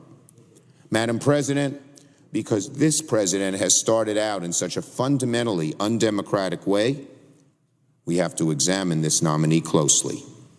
As to the nominee himself, I have serious concerns about how he measures up on these two great issues I just described. First, Judge Gorsuch has consistently favored corporate interests over the rights of working people. He repeatedly sided with insurance companies who want to deny disability benefits to employees. In employment discrimination cases, Bloomberg found he has sided with employers the great majority of the time. In one of the few cases he sided with an employee, it was a Republican woman who alleged she was fired for being a conservative.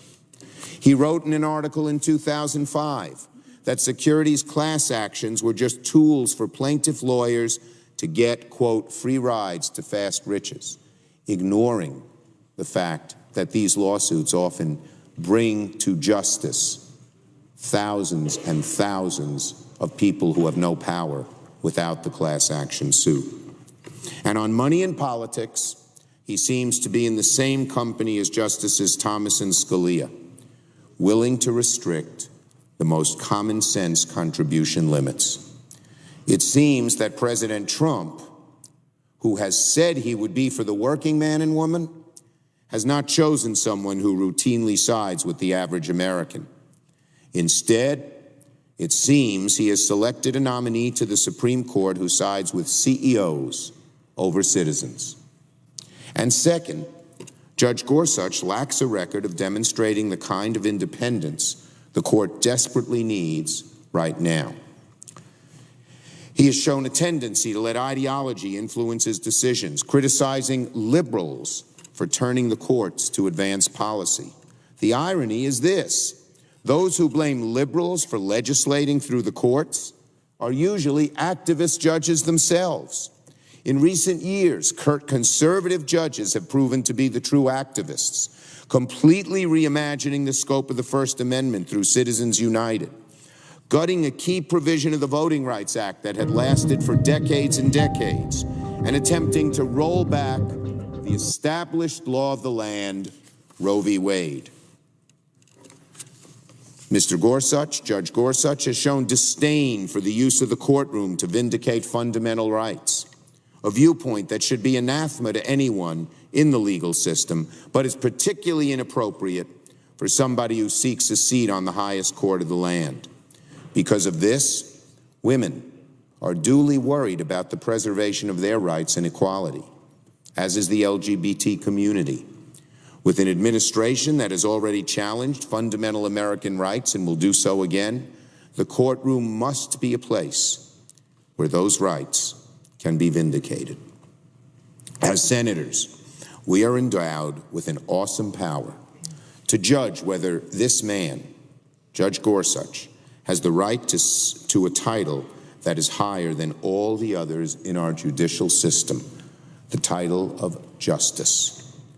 Therefore, we must be absolutely certain that this person is a strong, mainstream candidate who has respect for rule of law and the application of basic constitutional rights to all Americans, a deference to precedent, a non-ideological approach to the court, and the resolve to be a bulwark against the constitutional encroaches of this administration. Judge Neil Gorsuch, throughout his career, has repeatedly sided with corporations over working people, demonstrated a hostility to women's rights, and most troubling, yielded to an ideological approach to jurisprudence that makes me skeptical that he can be a strong and independent justice on the court. Given that record, I have very serious doubts that Judge Neil Gorsuch is up to the job. Mr. President, Madam President, the Supreme Court now rests in delicate balance. We cannot allow it to be further captured by corporate influence or bullied by executive overreach. The Senate has a responsibility to weigh this nominee with the highest level of scrutiny, to have an exhaustive, robust, and comprehensive debate on Judge Gorsuch's fitness to be a Supreme Court justice. We Democrats will ensure that it does. Thank you, Madam President, and I yield the floor.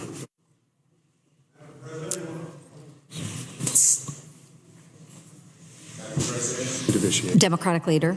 I ask unanimous consent that the request in relation to the Senate Select Committee on Intelligence be vitiated.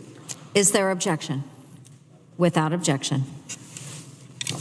Madam President. Senator from Iowa. Last evening, I had the pleasure of being at the White House when President Trump introduced his nominee to be Associate Justice of the Supreme Court, Judge Neil Gorsuch, who happens to be serving on the 10th Circuit Court of Appeals. And it shouldn't surprise anybody that President Trump delivered on a promise made during the campaign when he listed 21 people that he would choose from. Everybody knew ahead of time what sort of a judge he would put on for this vacancy or any future vacancy. Judge Gorsuch's decade of service on the 10th Circuit has earned him a reputation as a brilliant principled, and mainstream judge. Just exactly the sort of mainstream that Senator Schumer just must have been thinking about when he said he wants a mainstream judge. It's already been widely reported that he was unanimously confirmed by a voice vote to the 10th Circuit in 2006. There are still 31 senators in this body who voted for the judge at that particular time. 11 of them are Democrats, and one of them is Senator Schumer. Judge Gorsuch was, of course, supported by both of his home state senators for the 10th Circuit. One happened to be a Republican, one a Democrat. He has been recognized as a great jurist by members from both parties. For instance, when he was sworn in to the 10th Circuit, Senator Salazar, then Democrat senator from Colorado, remarked that the judge, quote, has a sense of fairness and impartiality that is a keystone of being a judge, end of quote. The judge happens to be a fourth-generation Colorado. He is eminently qualified to be the next Associate Justice of the Supreme Court. His decades of experience spanned many facets of our legal system. A graduate of Columbia University and Harvard Law School, the judge was also a prestigious Marshall Scholar at Oxford. He served as Principal Deputy Attorney General at the Department of Justice.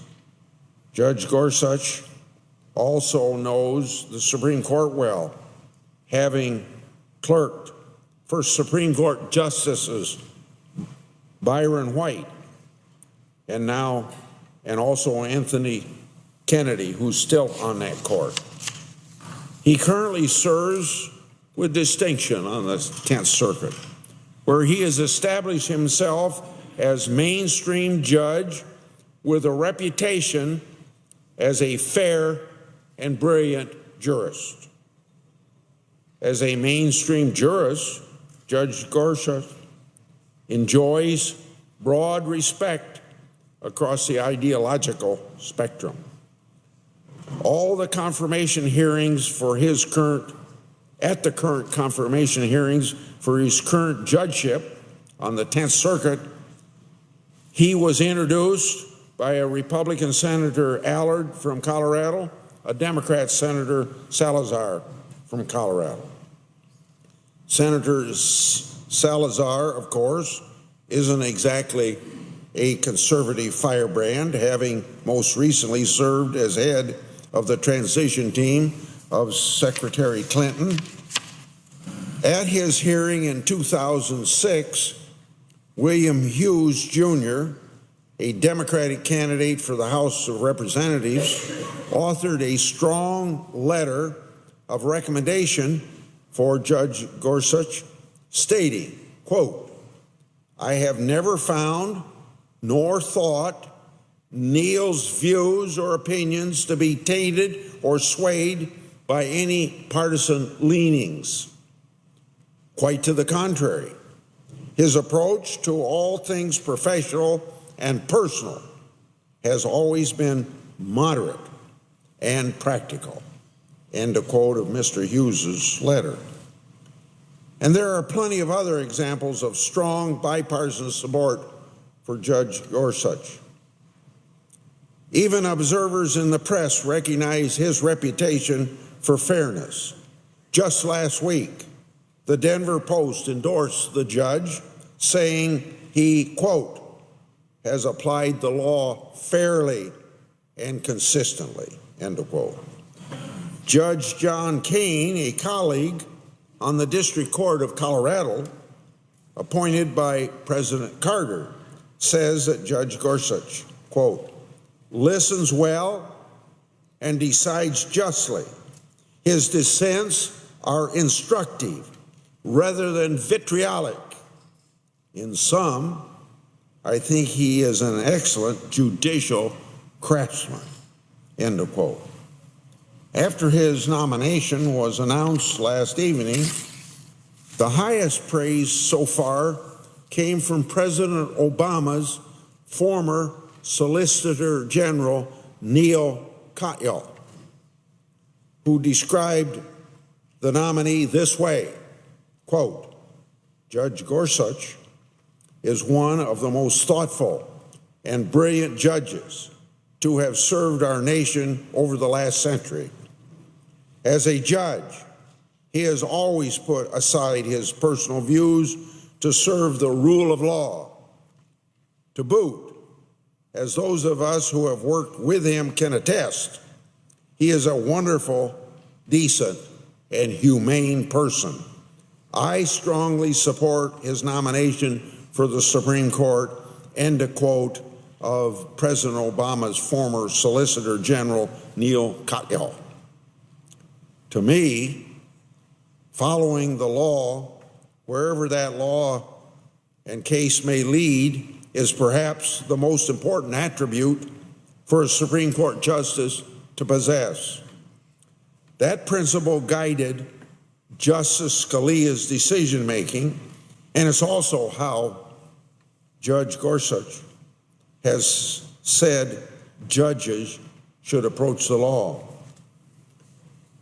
As the judge once wrote, quoting Justice Scalia, quote, if you're going to be a good and faithful judge, you have to resign yourself to the facts that you're not always going to like the conclusion you reach. If you like them all the time, you're probably doing something wrong, end of quote. That gets back to something very basic. A judge is supposed to be dispassionate. A judge is supposed to leave their personal views out of it. A judge looks at the law on the one hand and the facts of the case on the other and make your decision just based on those two things. So what I have learned so far, the judge's judicial record reflects this philosophy of being dispassionate, following the Constitution and the laws passed by Congress. I think he said last night something like, judge is supposed to judge and a legislature is supposed to legislate, and a judge should not be legislating. Judge Gorsuch doesn't legislate from the bench, nor does he impose his own beliefs on others.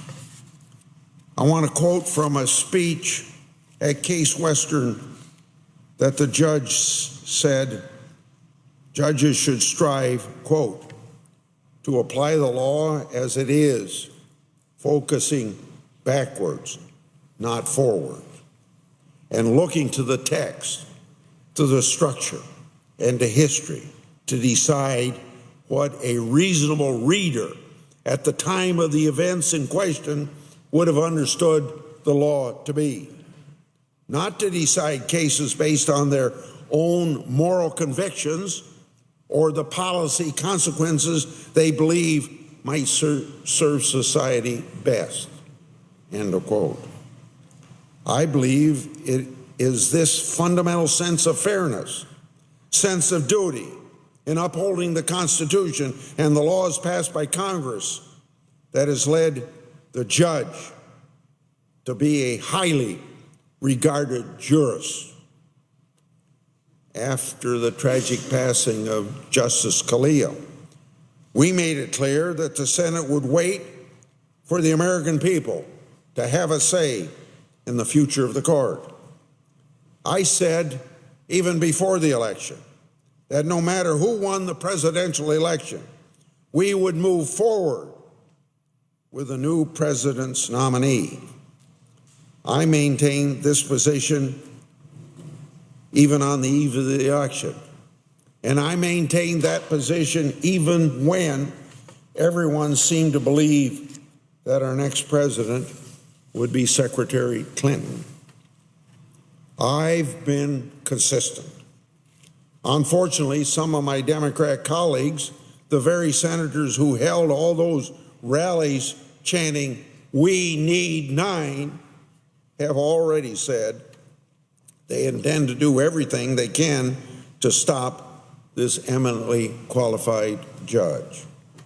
That is very, very unfortunate. I hope and trust that approach won't be uniform on their side. So I look forward to moving forward with a hearing when we will learn a great deal more about Judge Gorsuch, and I look forward to an up or down vote on his nomination. I thank the Senate. I yield the floor, and I suggest the absence of a quorum. The clerk will call the roll. Mr. Alexander.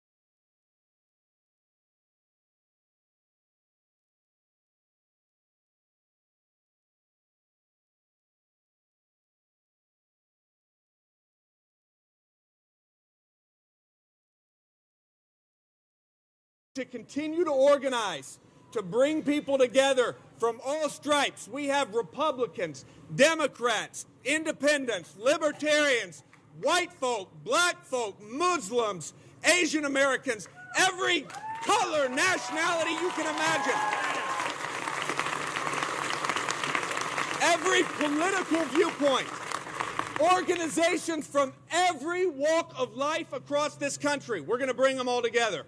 We're getting together. We are putting this money in to help build this organization, and we're willing to spend everything we have on this, folks. This is how we believe in this. What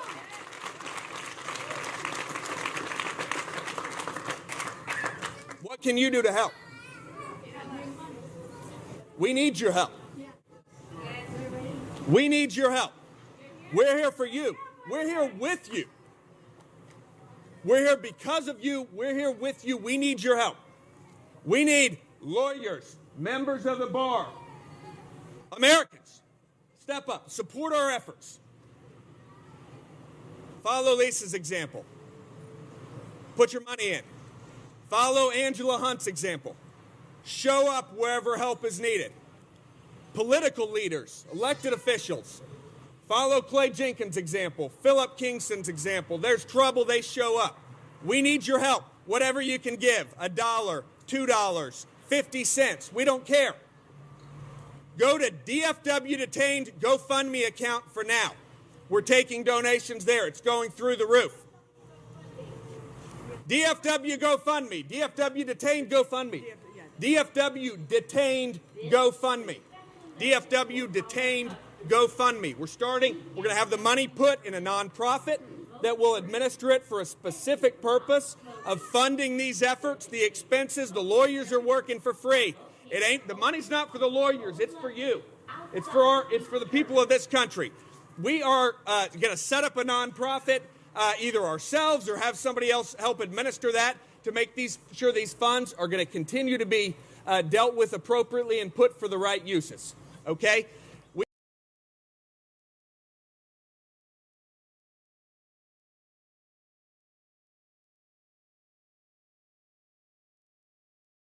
Itself. Mr. Speaker, I'm going to urge my colleagues to defeat the previous question. And if they do, I will offer an amendment to the rule to bring up Representative Lofgren's bill to overturn and defund President Trump's immoral and unconstitutional and discriminatory executive order banning Syrian refugees and suspending immigration from certain countries. President Trump's executive order flies in the face of our nation's values, and it compromises our national security by providing terrorist groups with a recruiting tool. This executive order needs to be overturned, And if we defeat the previous question, we will bring up legislation to do just that. Mr. Speaker, I am asking unanimous consent to insert the text of my amendment in the record along with extraneous material immediately prior to the vote on the previous question. Without objection. And to discuss our proposal, I yield 5 minutes to the distinguished gentlewoman from California, Ms. Lofgren. The gentlewoman from Colorado is recognized. Mr. Speaker, California. I urge members to vote against this previous question so that the bill to overturn President Trump's ill-advised ban on travel can be addressed. You know, there's been a lot of dust up and discussion about this, but really, if you read the order, it's very clear what it does. It suspends entry for 90 days of all immigrants, that's green card holders, and non-immigrants from 7 Muslim-majority countries. And it also suspends all refugee admission for 120 days. Now, there's been discussion about the Middle East refugees, but if you look at last year, most of the refugees who came in were from the Congo and also from Burma. Those individuals who have suffered, they've been tortured, they're going to stay in the refugee camps at least for 120 days, and obviously this disrupts the program. This will be a much longer end to the refugee program. Now, there's an exception, and the president has said he wants to let Christian refugees in, and the order itself says minority religions. There's a problem not only with violating the law, because the Immigration and Nationality Act prohibits discrimination based on nationality and on religion, but also the premise is that Christians who had been persecuted were not admitted as refugees. That's simply false. That is false. There were large numbers of refugees who were persecuted of all religions, including Christians. This order violates the Immigration and Nationality Act. It also violates the Constitution, and that's why my bill should be brought up. And I'm going to give you just 2 examples. One is General Talib al-Kanani, who is an Iraqi 4-star general who is commanding an elite American-trained counterterrorism unit that has led the fight against ISIS for the last 2 years. His wife and children were moved to the United States because staying in Iraq was too unsafe for them. He's now unable to visit his family in the United States. And he told a CBS News, quote, "We thought we were partners with our American friends, and now we realize we're just considered terrorists." How does this help the fight against ISIS? I want to give you another example. Remember the Yazidis? The Yazidis were being persecuted by ISIS, and we remember that they had been isolated at the top of a mountain in Syria. And when President Obama was in office, he acted. We bombed ISIS. We saved the Yazidi. This is what President Obama said. When we have the unique capabilities to avert a massacre, then I believe the United States of America cannot turn a blind eye. We can act carefully and responsibly to prevent a potential act of genocide, and that's what we're doing on that mountain. I mention this because there is an individual, a Yazidi woman who had been the only Yazidi woman in the Iraqi parliament, Vian Dakhil. She, 1 week after the president's announcement, was injured in a helicopter crash during a mission to deliver humanitarian aid to the Yazidis who were trapped in the siege by ISIS. She's received awards in London and in Dubai and in Vienna and Geneva for her human rights works. Ironically, she was supposed to come to Washington, D.C. next week, to come to the U.S. Capitol to receive an award from the Lantis Human Rights Group. Now, we remember our late colleague Tom Lantos, the only member of Congress who survived the Nazi concentration camps, and we have established this prize, this humanitarian prize, in his memory. This valiant woman now can't come to Washington, to the U.S. Congress, to receive the Tom Lantos Award because of President Trump's ban on individuals coming from Syria. This is a ridiculous situation. It's illegal. It's unconstitutional. It's contrary to American values. And it doesn't make any sense. So I would hope that we can defeat this previous question, that we can do something responsible, stand up for the rule of law, stand up for the Constitution, stand up for common sense, and overturn this executive order. And with that, I yield back the balance of my time. Gentlewoman yields. Gentleman from Massachusetts reserves. Gentleman from Colorado. I reserve. Reserves. Does the gentleman have any other speakers, or is he done? I'm waiting for one. I do not have a speaker now, but your eloquence would be welcome at this point, and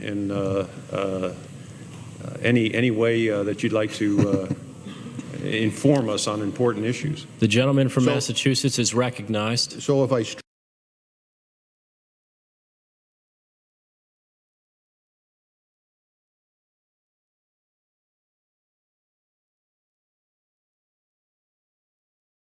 a hissy fit. Well, just on Mr. Tillerson, before I move on, much has been made of his incredible leadership role in a major global corporation. And obviously, he's done a tremendous job for one of the largest businesses in the world. But he was working for the shareholders of that corporation in that capacity.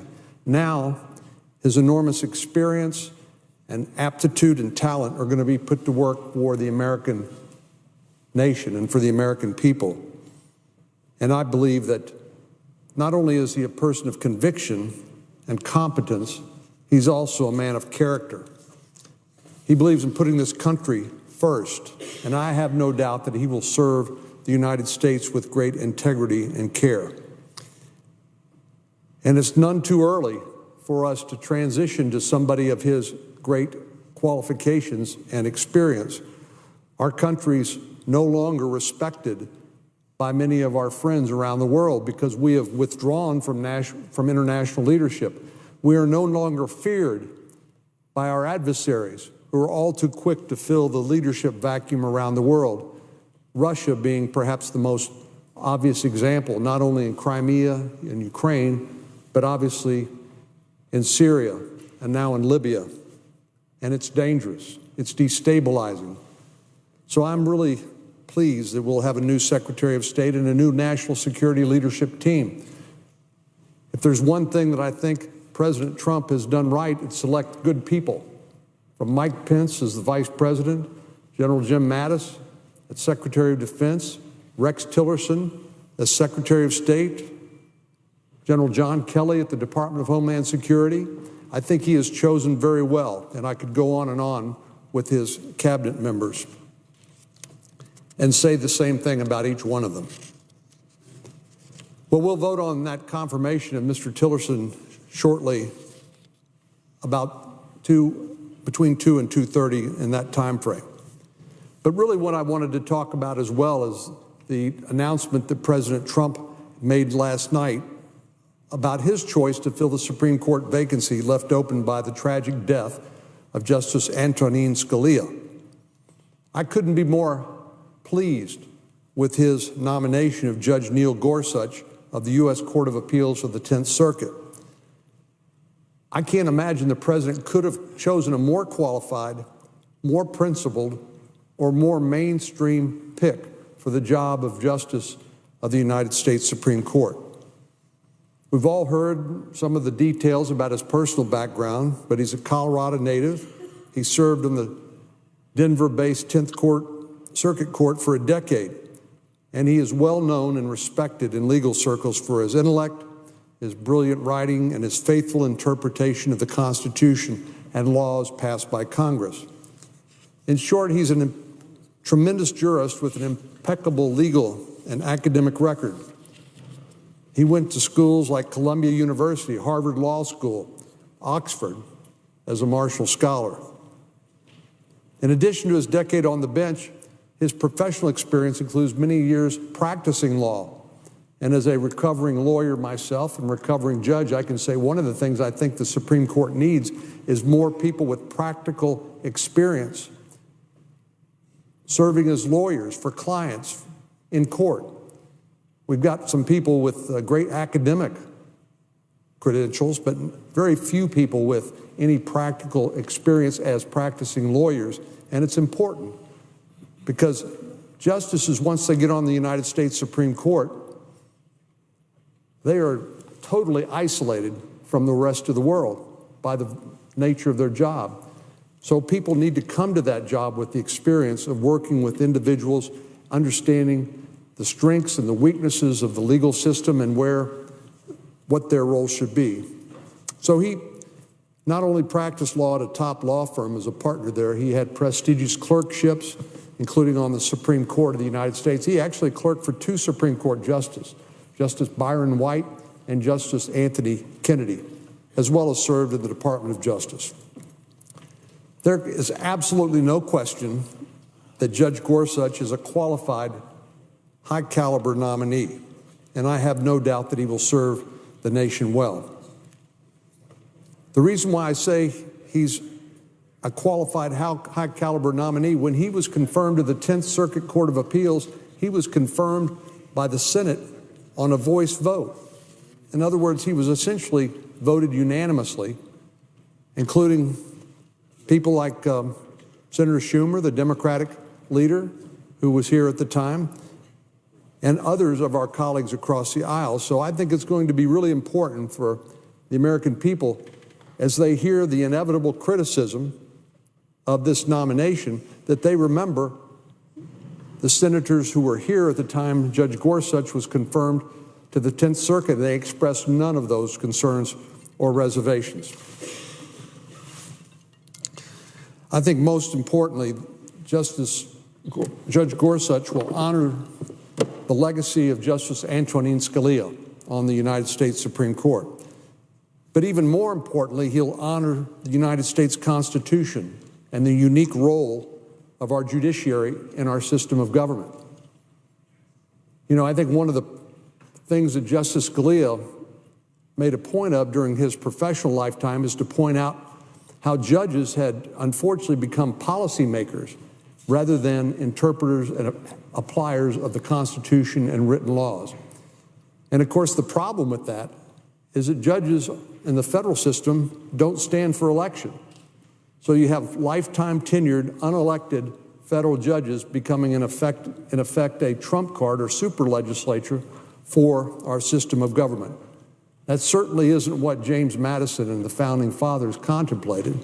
And Justice Scalia was a tribute to that traditional role of an interpreter of a written Constitution and written laws and respecting the limited, albeit important, role that judges play in our system of government. So put another way, Judge Gorsuch meets every test, and he passes all of them with flying colors. Well, we've heard from the Democratic leader that President Trump needed to appoint a mainstream nominee.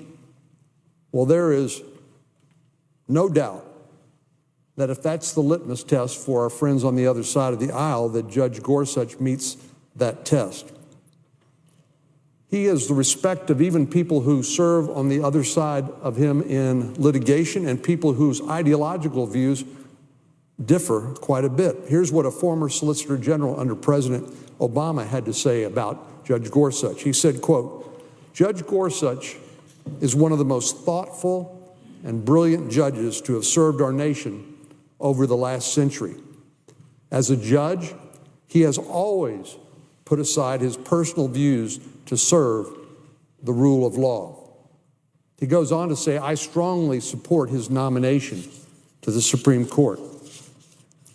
This is the sort of respect that Judge Gorsuch in his tenure as a judge has generated, even from people who are on the opposite end of the ideological spectrum, because they realize that Judge Gorsuch will be first and foremost somebody that applies the written Constitution and enforces the rule of law, laws passed by the political branches of government, and does not attempt to supplant his own personal agenda for that of the chosen representatives of the American people. As I said, that's why 11 years ago, Democrats joined with Republicans to confirm him unanimously to the 10th Circuit. I mentioned Senator Schumer was here at the time, Senator Durbin, several members of the Judiciary Committee still serving in the Senate, including the ranking member, Senator Feinstein from California, and the senior senator from Vermont, Senator Leahy. All of them were here, and because of the voice vote, they didn't note any dissent or disagreement. We would say that that essentially is a unanimous vote of the United States Senate. So it'll be interesting to hear from them about any reservations or concerns they now voice. I hope at least they will allow us to have an up or down vote on the nomination of this outstanding nominee.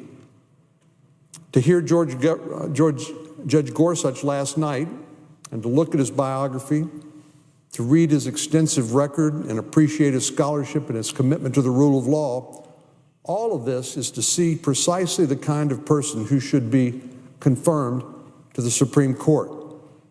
I believe the American people will see that as clear as day. So I hope our colleagues across the aisle will resist the temptation to obstruct and drag their feet when it comes to this important nomination. I hope they won't kowtow to some of the extreme factions in their own party. They've repeatedly argued for the importance of having 9 justices on the Supreme Court. And now that the American people have spoken, electing President Trump, and he's now announced his pick, they should honor that selection.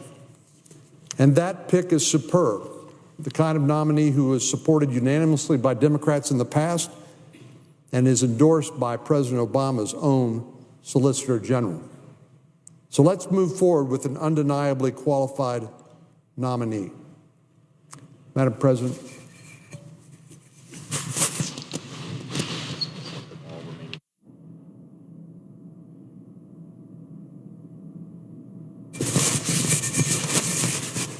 Madam President, I would ask that all unanimous consent that all remaining quorum calls on the Tillerson nomination be equally divided. Is there objection? Without objection. Madam President, I yield the floor, and I note the absence of a quorum. The clerk will call the roll. Mr. Alexander.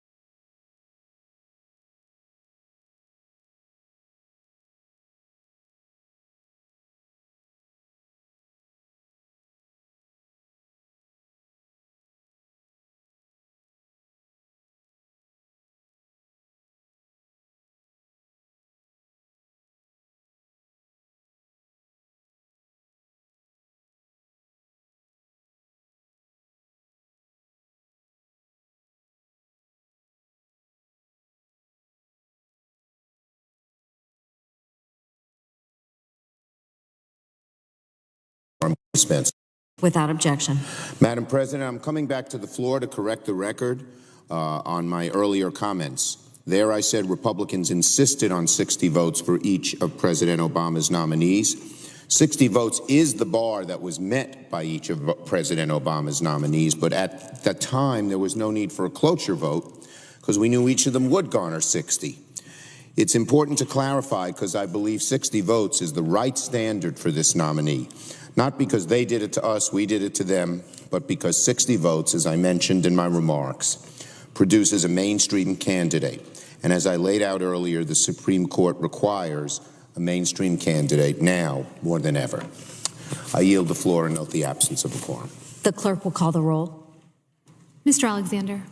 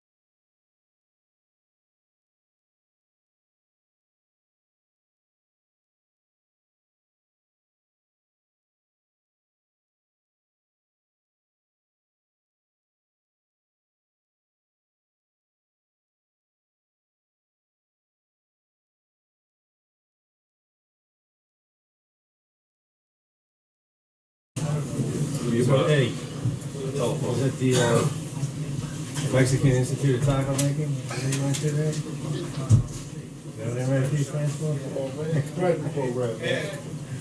How's our bureau see the Skype shot? Oh, on 6. White House 6. Can we sing on mine? Yes. All right. Can you give me that telephone? You know why, though, right? Jimmy Craig Corn, and we don't care. Oh, no, I know that. Tell me what's the buck will be something. Yeah, Jimmy Craig. That's why we defer to the man who killed Roy. Better. I mean, it was better, and then I had to walk around the blockade. 6 blocks, that was it was very uncomfortable. But We get out of here yet?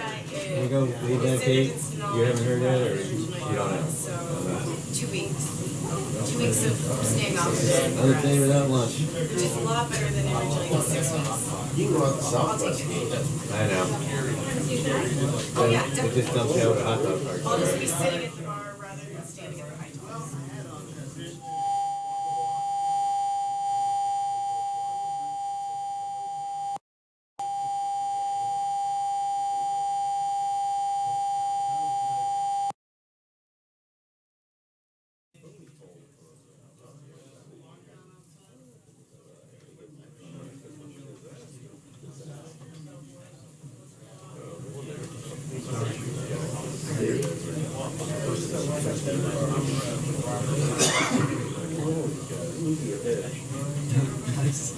I didn't mean to.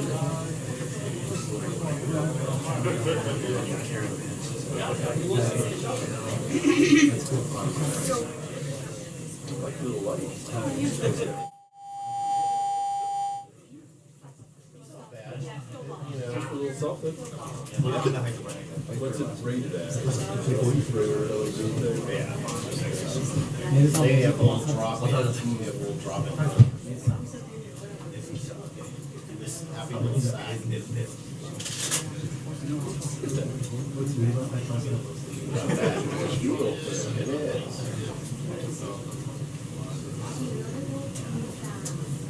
Yeah, it's not bad. It's funny, that's funny. We have no room for it. Yeah, carry it up.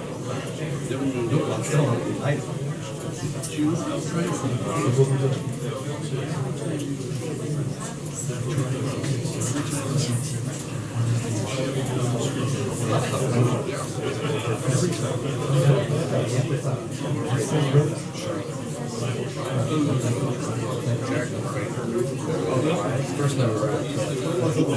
You've been in That is really I used to do and I saw I would not. It's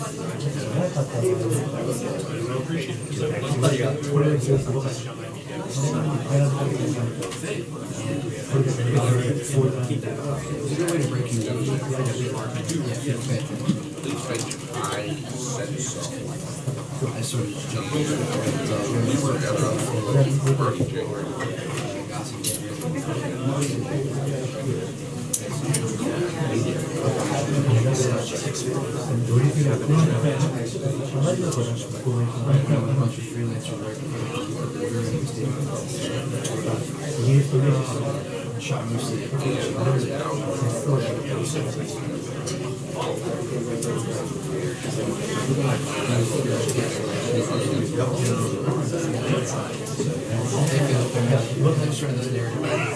They don't like the media, but they really.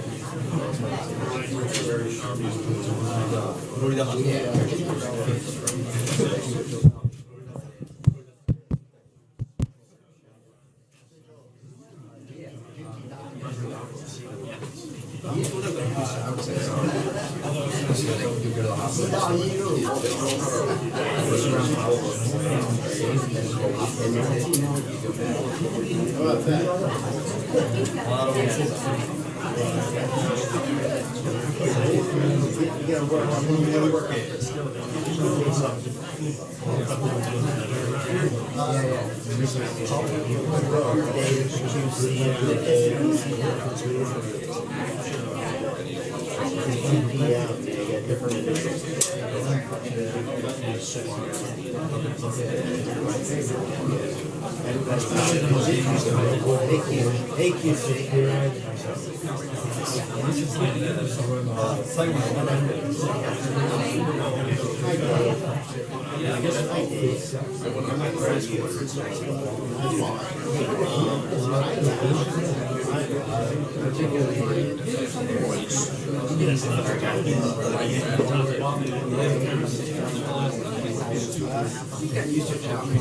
know what stepping on.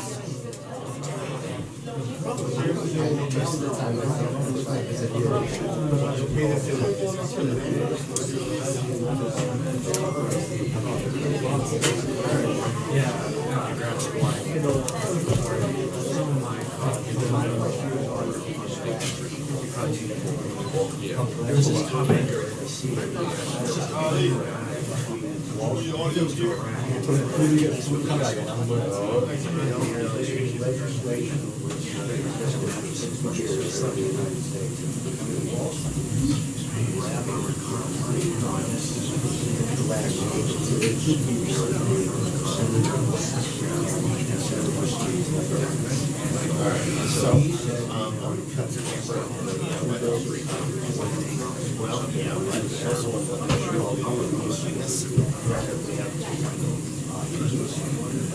See? Sure you do. Yeah. You do every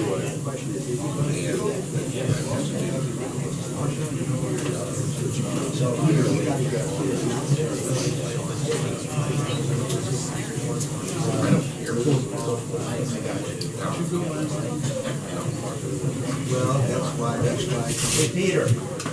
Peter.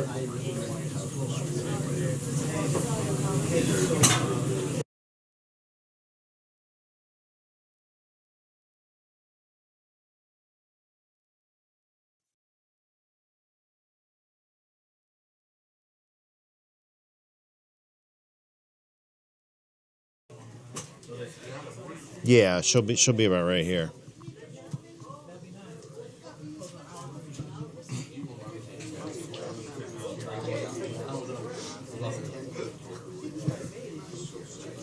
We're good to go. Thank you. All right, bye-bye. Hey, do me a favor.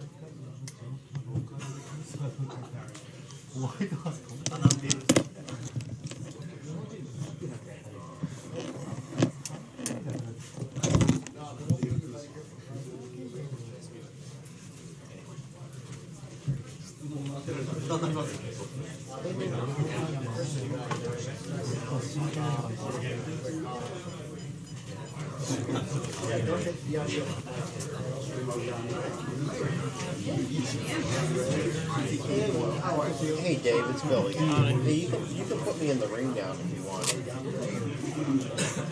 Yes. All right.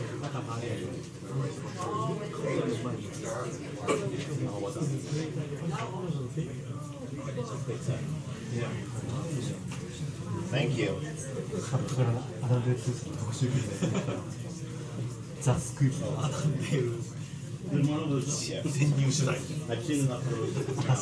Was I? Why do you think they had that? Yeah. Does that save it? Okay, I am Bill. Oh, my son. Yeah, Peter's head on kites. Oh, yeah.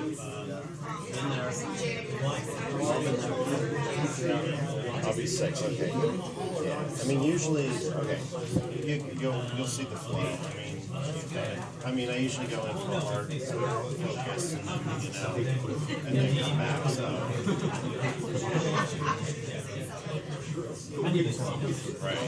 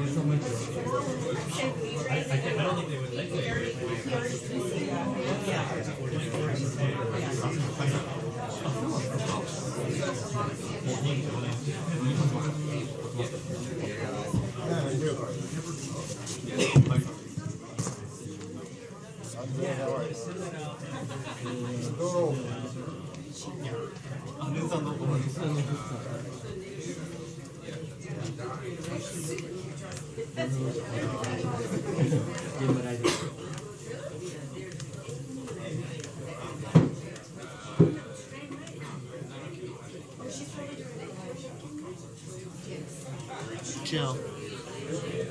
Jill. Hi. Yeah. I like your boots. Hi. It's the style.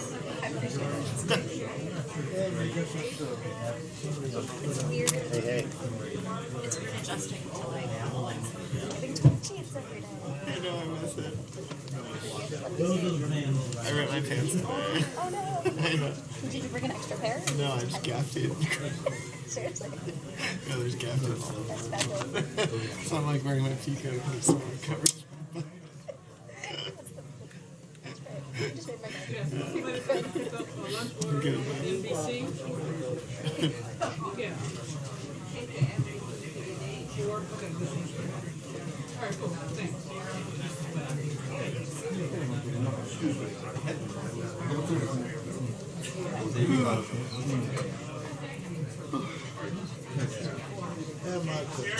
Yo.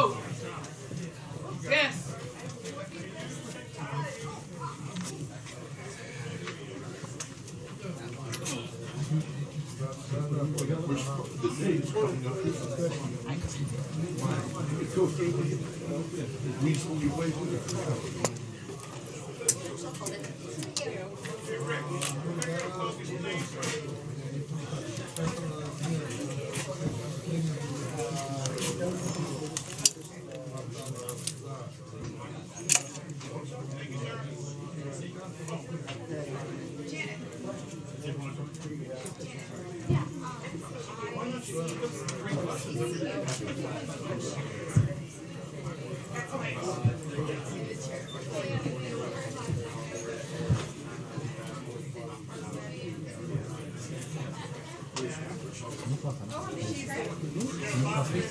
Yes.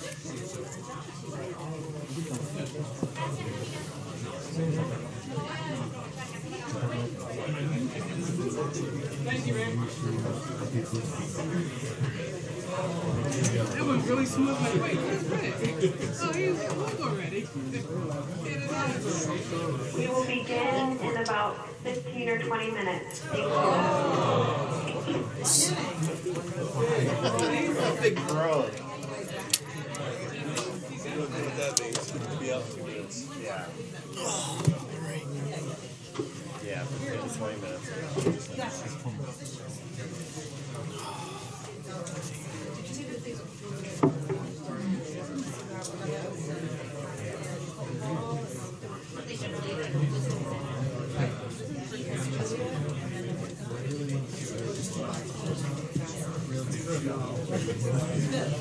You gonna sit down?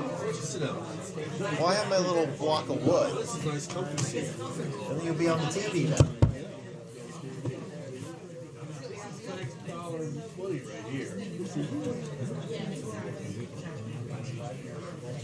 Yeah, we're important.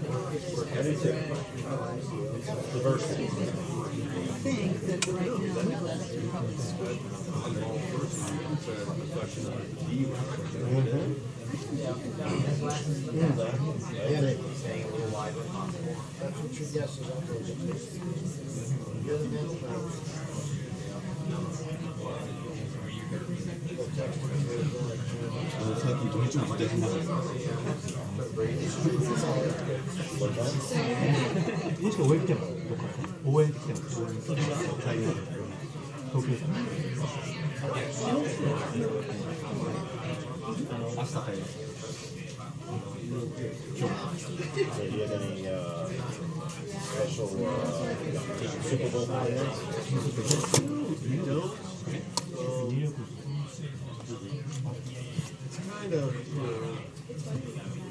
haven't watched baseball much at all. Really?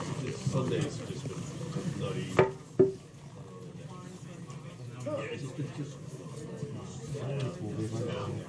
Super Bowl, you haven't really come out on radar. I mean, to me, it's always just, you know, it's an event. My team playing, you know, either close or playing barbecue and a nice spread and watching. Well, it can at least be that.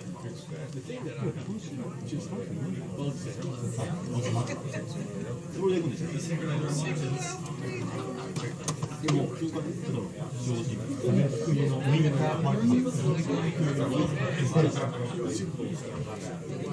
But it's always been Super Bowl Sunday.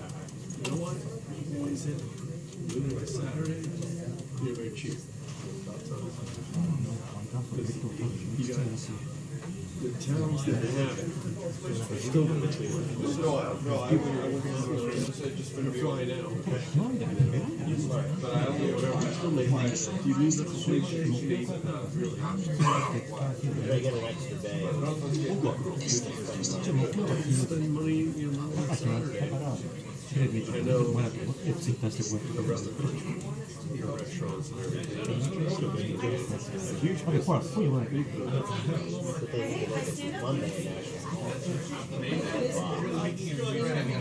If you have it on Sunday, yeah.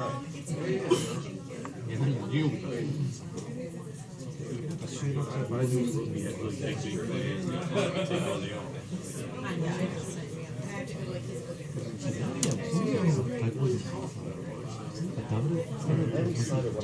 You gotta smoke something on Sunday. Whether it's a brisket or it's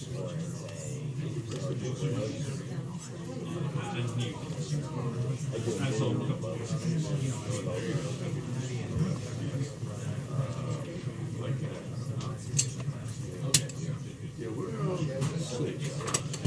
Not, kind of, I know you don't like to hear this. I'm kind of rooting for 8. I just want to see this thing come to an end. You think that it's the crescendo of, it'll be, I think you will go, I think Brady will probably, getting on the bus at the end of the game, leaving on a trip and fall, hit his head. Suffer severe concussion in his career. Well, Belichick would just see that out. That's my decision.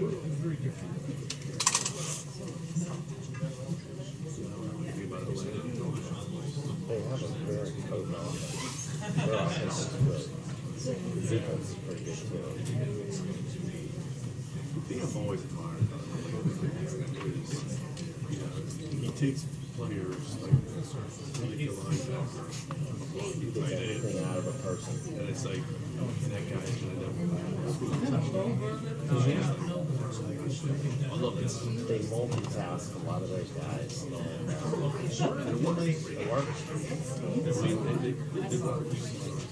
There's a philosophy going on there that they all buy into, and it works. It works for them. It really works. How big, I love that part of the organization. But I wonder, they manipulate things too. Well, it was just kind of in their way. Yeah, they know. They know how to work and analyze popular.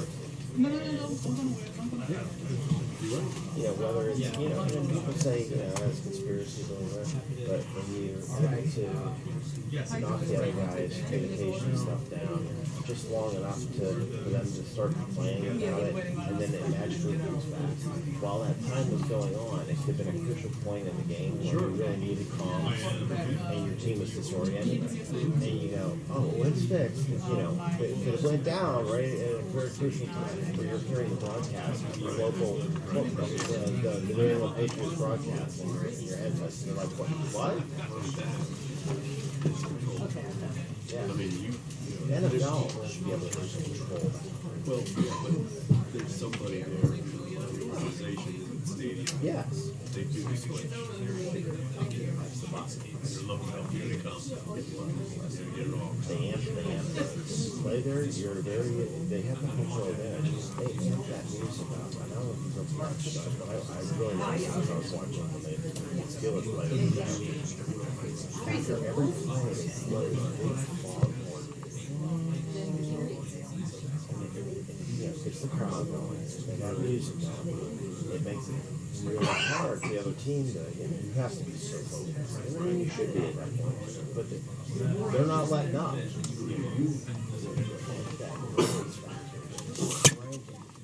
generating it in stadiums. Where some stadiums get to, some, but not like that. It's full court press as much as they can. Because they know they have to stop it once they come up with a line of scrimmage. But at that point, the crowd thinks because they're all in.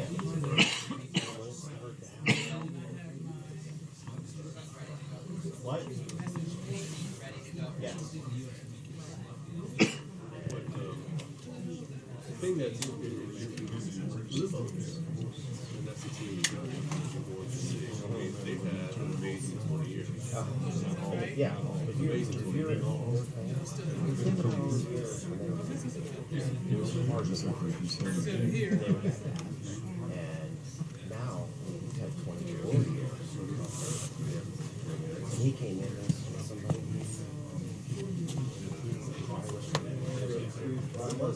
Bledsoe went down. Tom Brady. The Steelers game. When he went down, Tom Brady said, okay. Which is amazing. And he was like, what? Did you ever see his skinny little kid? He looked different. You're like, you're a football player. He bumped up, obviously. But he just, he has permission. What an amazing. Look at him now. Over there, he's walking back. You know, it's just one of those things where all you gotta do is look at the record. People in the record win loss. When mom and dad just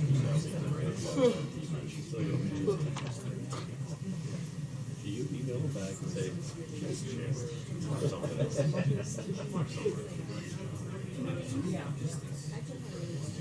That's what I tell our supporters who are running through the streets. All you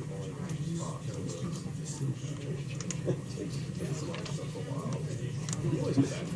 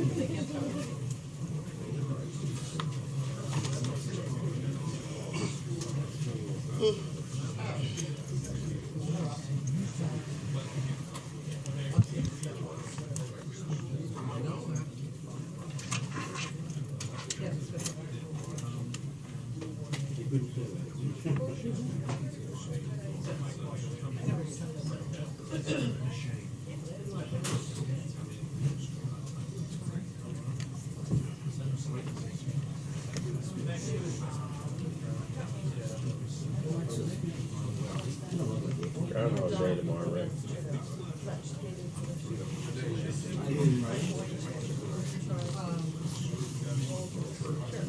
Are you going to shelve your question?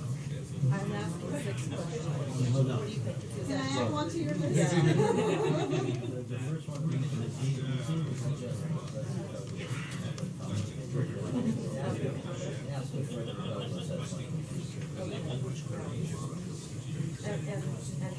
I ever tell you the story about Phil? My in-laws are good friends with a couple game board users in Pennsylvania. But one good friend, Hank, who's game board. They're called boss. If it was a week, days before but Phil died. They needed to get another round on it. So they put the game boards on they know where they are, how to get them, how to trap them, whatever. His boss is like, first guy. He put it out all APB all again. First guy to bring one in, it's like $100 bonus. I think Hank was the guy he knew how to catch one of these, so he got one, brought him in, got his nice little bonus. But yeah, it's like people think that Phil lives forever. Phil only lives for a very short time, and they're always getting a new Phil. But when they get Phil, they get a very nice living quarters. I visited living quarters. There's a place in town. It's not up on Gobbler's Rock. They take him out. He has this nice little glass enclosed place where people can come visit. And when they bring him out, he has like a little Popo-mobile. It's a little glass thing on wheels that they push around in town. And they push him around. It's like a little Popo-mobile. He is the money maker. And you go into town, there's probably like 10 stores, and they all sell.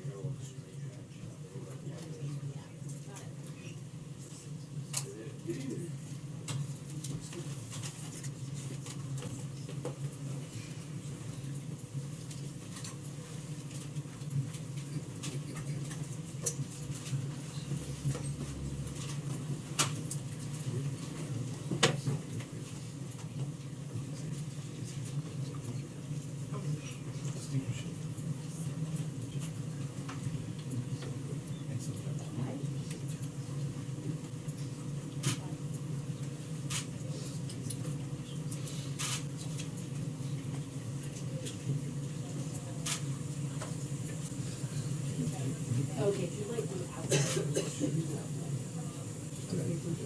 There's a two. Yeah, yeah, just to let you know. Okay. Okay, thank you. Thank you.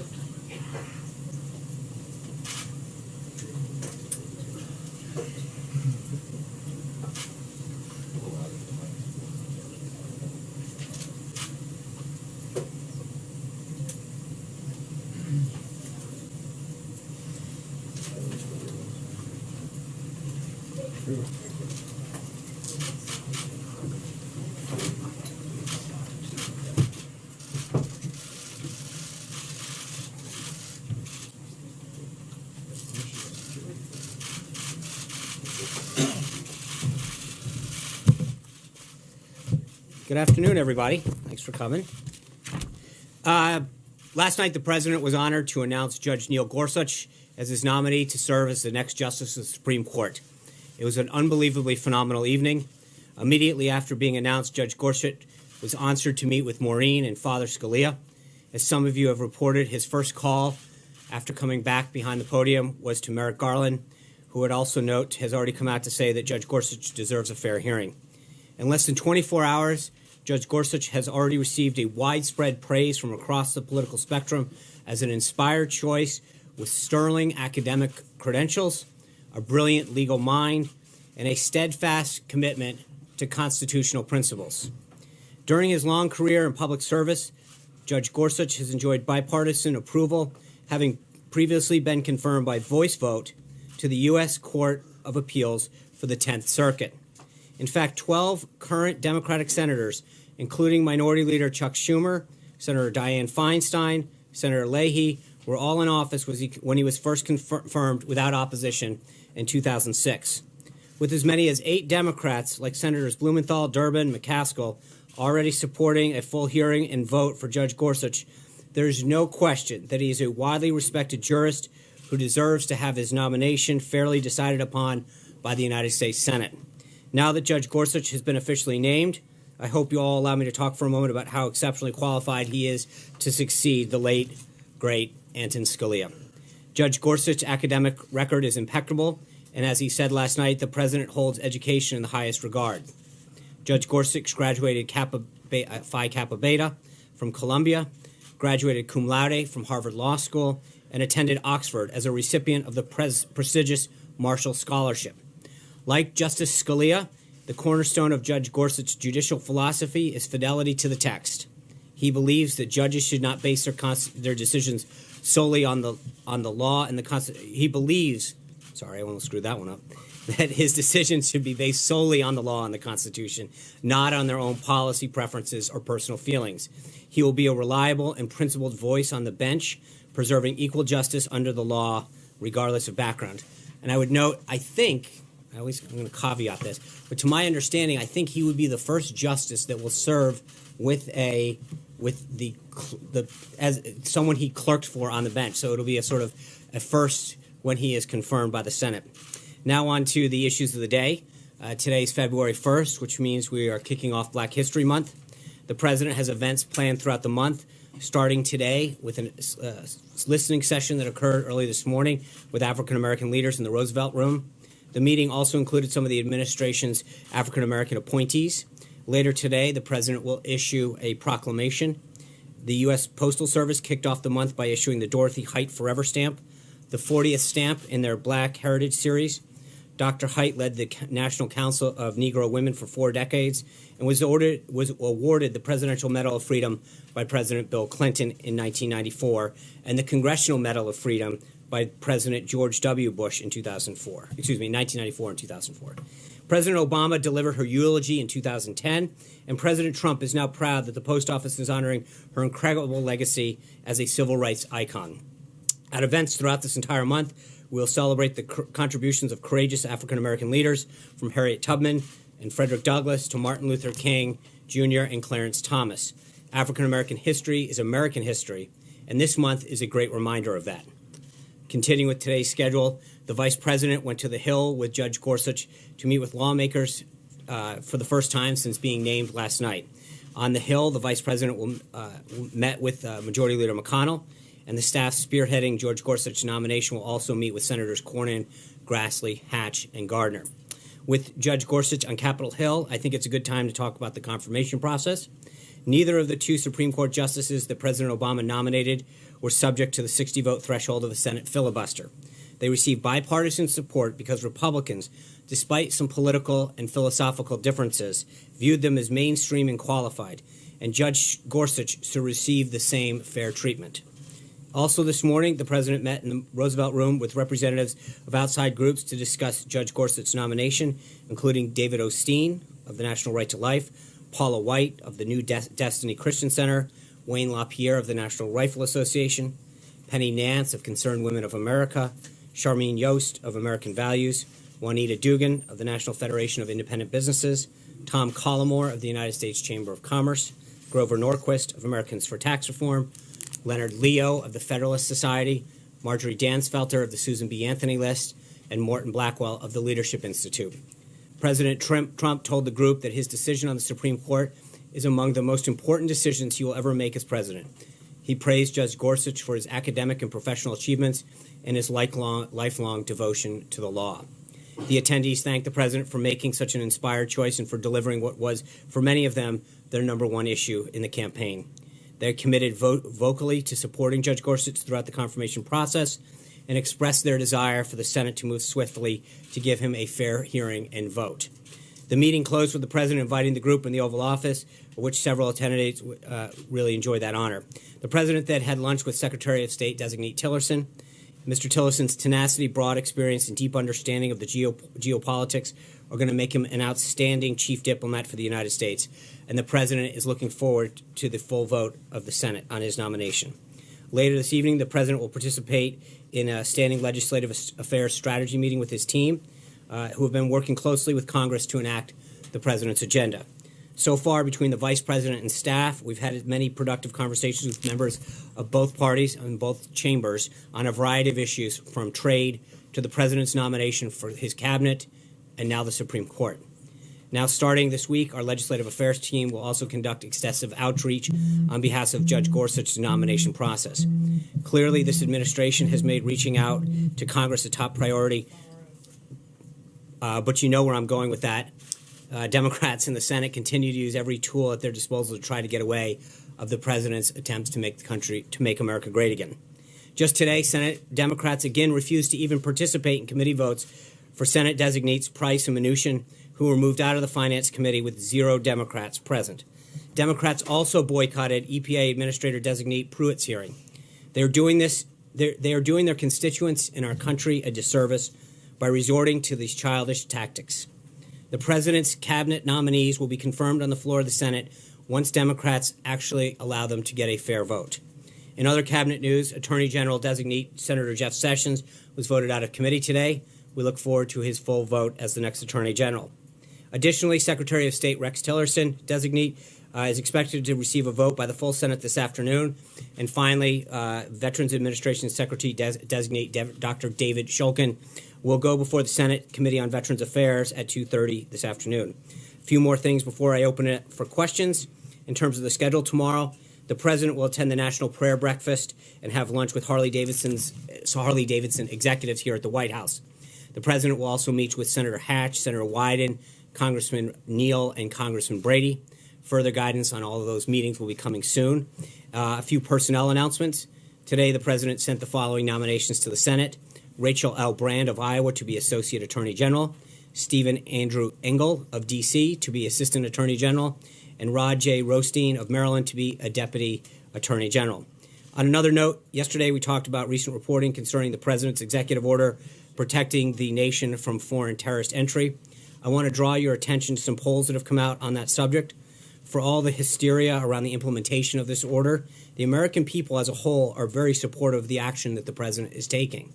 A new Rasmussen report poll finds that 57%, which is a clear majority, of likely U.S. voters favor a temporary ban on refugees from Syria, Iraq, Iran, Libya, Somalia, Sudan, Yemen, until the government can do a better job of keeping these individuals out who pose a threat. A Reuters poll found that 66% of Americans believe that the United States should limit the number of refugees into the country and the safety of the American people and the security of the American homeland are the president's top priorities, and most Americans agree with the steps that he's taken to keep our country safe. Further today, the United Arab Emirates foreign minister voiced his support for the president's decision to take our national security so seriously. The foreign minister also added that he believes the restrictions are not based on religion, but on the, quote, structural problems faced by these nations. I know that there was a question on Monday regarding Iran's firing of a missile, an attack on a Navy vessel. I'd like to introduce National Security Advisor General Michael Flynn to provide a quick update. General Flynn. Good afternoon, everyone. Recent Iranian actions involving a provocative ballistic missile launch and an attack against a Saudi naval vessel conducted by Iran-supported Houthi militants underscore what should have been clear to the international community all along about Iran's destabilizing behavior across the entire Middle East. The recent ballistic missile launch is also in defiance of UN Security Council Resolution 2231, which calls upon Iran not to undertake any activity related to ballistic missiles designed to be capable of delivering nuclear weapons, including launches using such ballistic missile technology. These are just the latest of a series of incidents in the past 6 months in which Houthi forces that Iran has trained and armed have struck Emirati and Saudi vessels and threatened United States and allied vessels transiting the Red Sea. In these and other similar activities, Iran continues to threaten U.S. friends and allies in the region. The Obama administration failed to respond adequately to Tehran's malign actions, including weapons transfers, support for terrorism, and other violations of international norms. The Trump administration condemns such actions by Iran that undermine security, prosperity, and stability throughout and beyond the Middle East, and which places American lives at risk. President Trump has severely criticized the various agreements reached between Iran and the Obama administration, as well as the United Nations, as being weak and ineffective. Instead of being thankful to the United States in these agreements, Iran is now feeling emboldened. As of today, we are officially putting Iran on notice. Thank you. Thanks, General. We are going to have a background briefing with NSC staff today at 4 o'clock here in the briefing room. Further details will be provided on that subject. So thank you, General, with that. As we start off, I mentioned yesterday, I'm pleased that we've expanded the briefing room, at least virtually. And so with that, as I begin to take your questions, I'm pleased to offer the first ever Skype seat question in the White House briefing room to Kim Kalunian from WPRI in Rhode Island. Kim? Thank you. Good afternoon. Can you hear me okay? We can. Great. Just this week, the mayor of Providence, Rhode Island, began calling our capital city a sanctuary city. As we know, President Trump's executive order says the White House will begin publicizing a weekly list of these municipalities and pledges to withdraw federal grant money from them.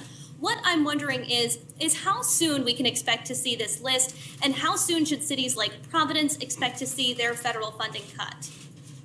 Thanks, Kim. I think the president's goal in ending sanctuary cities is pretty clear. We want to, as we mentioned with these other actions, keep America safe. The goal is to make sure on two fronts. One, that we're doing everything we can to protect American citizens, institutions, and ending sanctuary cities is one of the ways in which we continue to do that. Furthermore, the president has been very clear through his executive order that federal funds paid for by hardworking taxpayers should not be used to help fund sanctuary cities. As we continue to implement this executive order and fulfill the pledge that he made, we'll have further updates on how that list will come out and when it will come out. So I look forward to following up on that as well. With that, David Jackson. David is not here, but I'll ask a question. Go for it. Maybe he's on Skype. The president's daily briefing has been renamed the Daily Intelligence Briefing. Can you tell me how that differs at all from the PBB? Is the president receiving his intelligence briefing in writing or orally, and who is giving it? He did receive an intelligence briefing today. Director Pompeo was here. General Flynn, his national security advisor, his briefer. He receives an intelligence briefing and the PBD every day. Is there any sense that we should get out of the renaming of it from the PDD? I think it is a more comprehensive. Again, I think we went through this during the transition period, right? There is a difference between the raw intelligence and the analysis, and I think he is constantly updated by his national security team and other intelligence officials. But every single day, he does receive the PBD, and then I think on top of that, he is receiving intelligence briefings from his team. But the oral briefing does not necessarily happen every day? I can get back to you on that. He does get the PBD every day, and on a daily basis, meets with his intelligence team. Yes, Hunter. Two quick questions on. We're not going to do this again. On Black History Month. Yeah. Is President Obama being invited to any of the Black History Month celebrations? Not that I'm aware of. It's day one. We just started it off. We'll have to get back to you on further details. I think. A second one, if I may. I think we have a lot. There's a lot of activities, as I mentioned, that the president is going to do to celebrate and honor this month. And this was just the first day of the month of February. Today he made the comment about Frederick Douglass being recognized more and more. Do you have any idea what specifically he was referring to? Well, I think there's contributions. I think he wants to highlight the contributions that he has made. And I think through a lot of the actions and statements that he's going to make, I think the contributions of Frederick Douglass will become more and more. Kristen. Very quickly, can you clarify what was meant by we're putting Iran on notice? Well, as I mentioned, I think General Flynn and the NSC staff will have a briefing at 4 o'clock. They can go forward on that. I'm not going to get ahead. I think we wanted to make very clear that we felt as though that their actions were both provocative and a violation, and making sure that they understood that we weren't going to sit by and not act on those actions. The case I'm not going to go any further than that, Kristen. No. Let me just ask you about the confirmation hearings. How does the president plan to get Chuck Schumer on board with his pick for the Supreme Court, Neil Gorsuch, when he has referred to him as a clown and accused him of fake tears? Well, I think there's two things. I think you look at the support that's already come out. I think there's 8 senators already that have talked about the need to have a vote and his qualifications, and not just the Senate, but I mean, you look at the widespread support that came out for Judge Gorsuch last night across the spectrum. No matter your philosophical view of the court, I think his qualifications for the court, his academic background, make him an unbelievably highly qualified person. And so it's not just Chuck Schumer. I think the rest of the Senate, as he goes up there. But I think the interesting thing, hold on. I understand that. And I think Chuck Schumer has shown time and time again through this confirmation process with the cabinet that he's more interested in politics than actually moving the government along. And I think that is troubling. I would ask you that I think that the question needs to be asked to Chuck Schumer, why are you stalling all of these nominees? Why are you insisting on new requirements that you didn't assume for Sotomayor or Kagan? I mean, there's a point at which they need to get asked, why are they obstructing government at every step of the way? There's an element to which they need to be held accountable as well. They held certain standards in place for their nominees, both for the bench and for the cabinet. And the question is, are they going to live up to the same standards that they imposed on Republicans when they had nominees in a Democratic White House? Does the president think that by personally insulting Chuck Schumer, that's a way? But again, Kristen, I think that the goal is to get but again, I would go back. Chuck Schumer's not innocent in this. There's a lot of comments that he's made, and a lot of accusations that he's thrown out there, and a lot of politics that he's played. At some point, Chuck Schumer needs to be held accountable for his actions and his words. Blake. John, the president today invoked the possibility on the Supreme Court, John, of going the route of the nuclear option. If it gets to that point, is the White House comfortable with that path? Well, I think the president made clear his goal today, which is number one, he believes that Judge Gorsuch is unbelievably qualified and that he will get nominated, not only confirmed, but done so with a large bipartisan vote. As I said at the outset, Republicans looked at the qualifications of the 2 justices that got through in the Obama administration, and while they may not have agreed with their judicial philosophy, definitely agreed that they were qualified on the merits to be confirmed, and they did so. I think we would ask that we be held to the same standard that the Democrats used when they had nominees up. But I think the president made very clear that the decision is something that we would rather not have to go down, but also that it ultimately up to Senator McConnell on how he wants to operate this thing. John Gizzi. Thank you, Sean. Just one question today. Yeah. Leading up to Judge Gorsuch's announcement last night and him coming out after, there were still rumors that Judge Hardiman was going to be nominated, and he in fact drove to Washington. No, actually, John, he didn't. That was media. That was misreporting. My understanding is that Judge Hardiman never left the Commonwealth of Pennsylvania. So, with all due respect, I can't be held accountable for reports that falsely stated that he was here. He never was at the White House. My understanding is he had a meeting in eastern Pennsylvania with another judge. But it was and again, I don't track his whereabouts, but my understanding is he never left the Commonwealth of Pennsylvania yesterday. So it was, we announced when we were going to make this announcement. I think it was a phenomenal way to introduce Judge Gorsuch to the American people and to the United States Senate. We invited Democratic members of the Senate Judiciary Committee. Unfortunately, none of them showed up. But it was an opportunity for them and the American people to see an amazing choice that the president made for the bench. Anita. Sean, my question is... You said one, John. I didn't ask the question. My question is simply this. With the support that he received, the people who called the president, would it be safe to say that Judge Hardiman will be on deck if there is another vacancy soon, say Justice Kennedy retiring by the end of the term? Well, I think there's a lot of vacancies that we see at the appellate level and throughout the government. He's an impressive jurist. Obviously, the four that really made that final list for the president were unbelievably impressive. So I don't want to get in front of the president. Hopefully, he continues to have the president's support and someone that the president was unbelievably impressed with. So we'll have to see what vacancies come down the pike. Anita. I know you love when we say we have two questions. I do have two quick questions about something you mentioned at the top. Sure. First, you mentioned the three folks that are being nominated to the Department of Justice. Right. Why are they being nominated now before Senator Sessions is there? Is it because there's a lack of people? Was he consulted? Or is it just because of the whole issue this week with the acting attorney general? No, it's just, it's the normal process of getting those. I've mentioned it at a few briefings that the deputies, the unders, and the actings are in the pipeline.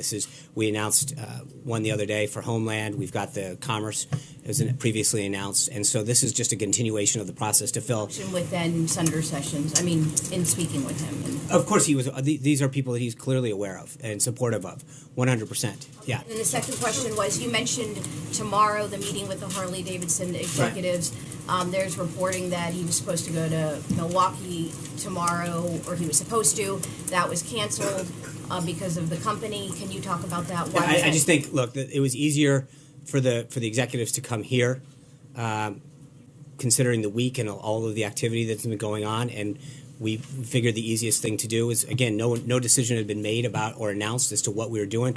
We looked at different options, and ultimately the easiest thing to do in accordance with the president's schedule was to invite them here to Washington to talk about some of the stuff that we've been doing. We're not concerned. I think we're not concerned about that. We're concerned about American jobs, moving this economy forward, and we're excited to welcome them here to Washington to talk about the great work that they do and the many thousands of people that they employ. With that, let me go to we're gonna be here a while, guys. We're going to the second Skype seat. Natalie Herbeck from Fox 8 in Cleveland, Ohio. Natalie. Secretary Spicer, thank you so much for this rare opportunity. I appreciate it. I'm learning the ropes. Natalie, you're coming back. I'd also like to quickly ask two questions, if I may. The first one being, President Trump has been quick to take action on several issues he's addressed along the campaign trail. And with that in mind, he made a stop here in Cleveland, and he said that he would like to make cities like ours the economic envy of the world. A bold statement. So our viewers would love to know a specific example as to how he plans to do this sooner than later. That's a great question, Natalie. I think it's not just Cleveland, but it's Detroit and so many of the other cities around the country. You've heard the president talk about the need to rebuild our inner cities. We were really impressed with Cleveland. This past July, we went there for the National Convention. The people of Cleveland, their desire and the rebound that the city has taken. And I think that when you go to whether it's a city like Cleveland or Detroit, through different tax and regulatory measures, there's a way that we can continue to bring manufacturing back, we can continue to bring jobs back, and whether it's Harley-Davidson or Carrier or Lockheed or Boeing or the GM, Fiat, Ford, these companies he continues to talk with about how they can bring jobs back. relocate thing. That was, again, another one of the conversations that he had with the pharmaceutical companies yesterday. How can they bring jobs back? How can we ease regulations to do that? So it's about making sure that we have an environment, Natalie, that allows more cities to compete, to grow the manufacturing base, and to recognize the things that we can do tax-wise and regulatory-wise to allow that to flourish. Cecilia. Steve Bannon can be heard on recording saying Islam is a dark religion, not a religion of peace, a religion of submission. Does the president share his chief strategist's apparent beliefs on Islam? No, I think the president's been very clear that his number one goal is not to target any one religion, but places and areas where we believe that there is an issue. That's what the executive order was all about the other day, making sure that areas that we don't feel have the proper mechanisms in place to assure the security, that when they travel to the United States, that we know that they're coming here for peaceful purposes. The president's number one goal has always been to focus on the safety of America, not the religion.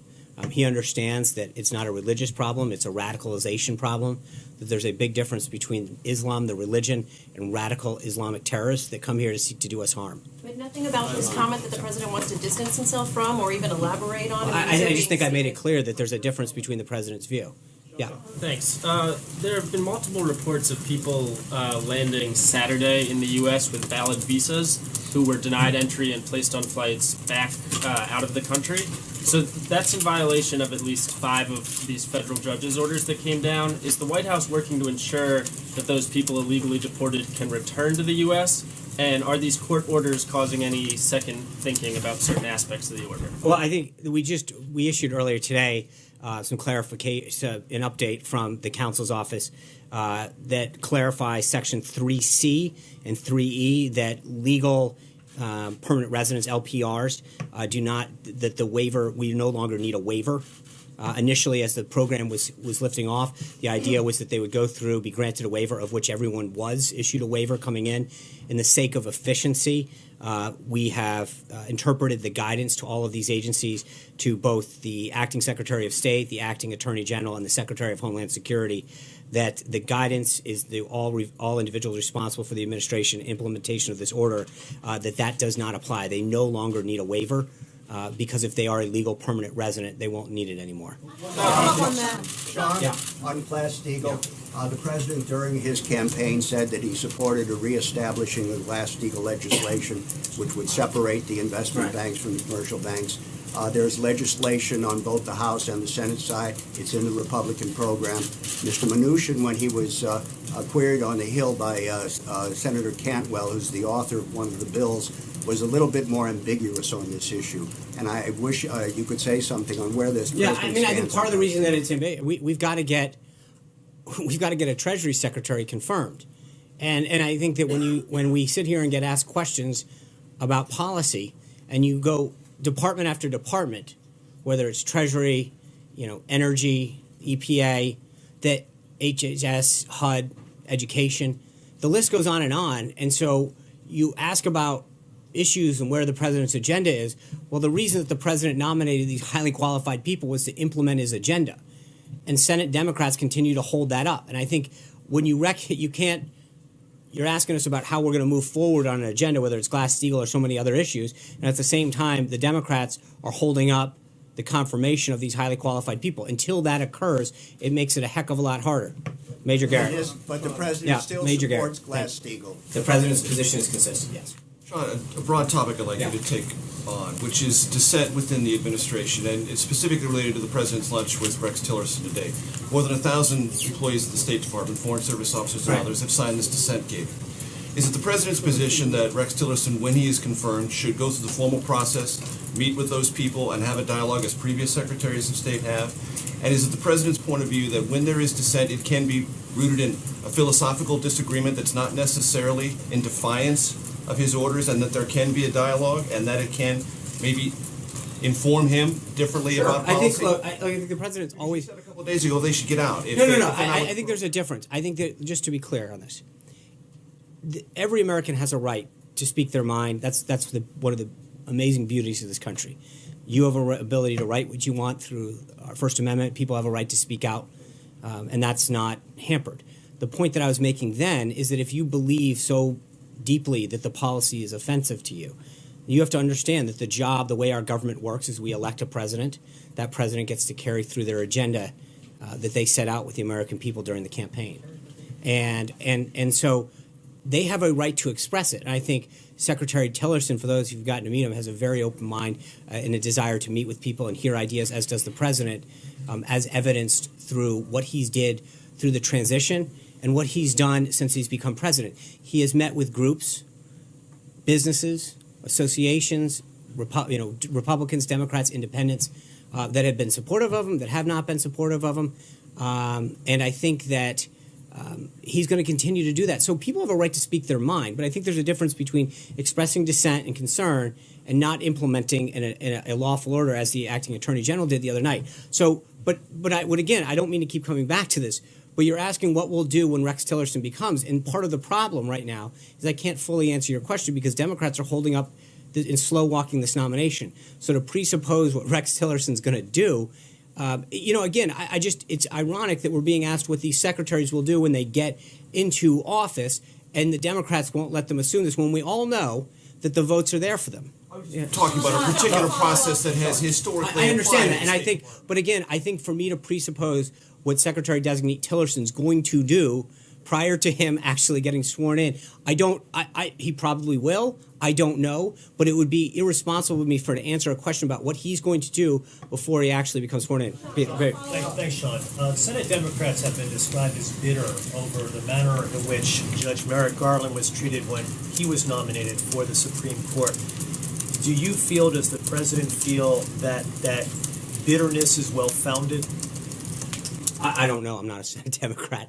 I think they have a right to feel the way they do. I think we've explained our position both during last year when this was going on, that we felt as though that this was up to the voters to make a decision on. And as I pointed out yesterday, so many voters made up their mind based on who they believe the candidates would appoint. Mr. Trump, then candidate Trump, now President Trump, was very clear about the type of people that he was going to put forward, both first in a list of 10 and then in a list of 11 additional ones. So I think the American people knew clearly where he was going to go. He followed through on that campaign promise. And I think that when you look at the number of people who solely based their vote on that, never mind it was more, then you expand that, it was pretty clear that was an important factor in the election.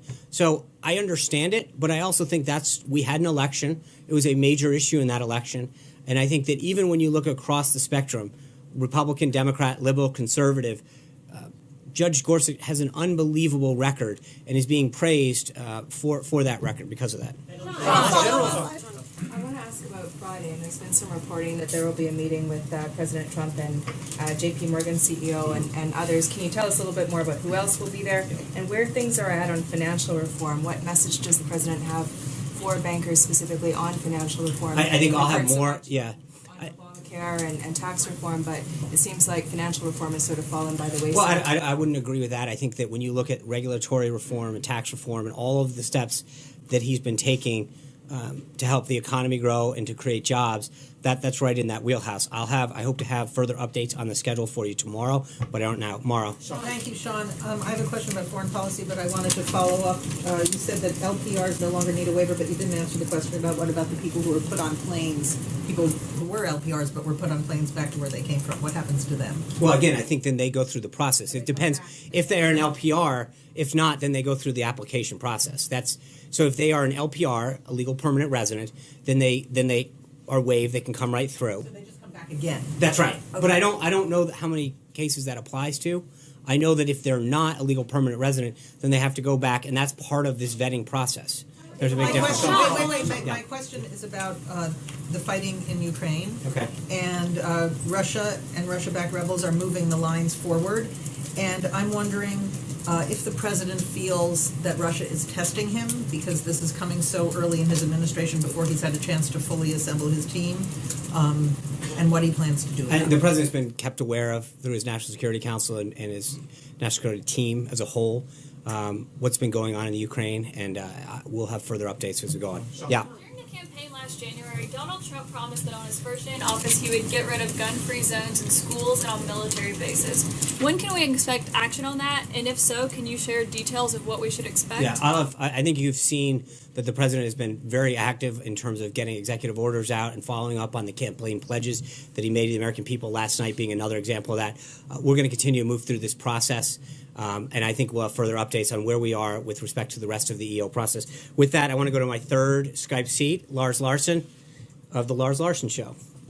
Commander Spicer, it's a pleasure. Thanks for your service to America and thanks for the opportunity. I've got a broad question. The federal government is the biggest landlord in America. It owns 2/3 of 1 billion acres of America. I don't think the founders ever envisioned it that way. Does President Trump want to start returning the people's land to the people? And in the meantime, for a second question, since that's in fashion these days, can he tell the Forest Service to start logging our forests aggressively again to provide jobs for Americans, wealth for the Treasury, and not spend $3.5 billion a year fighting forest fires?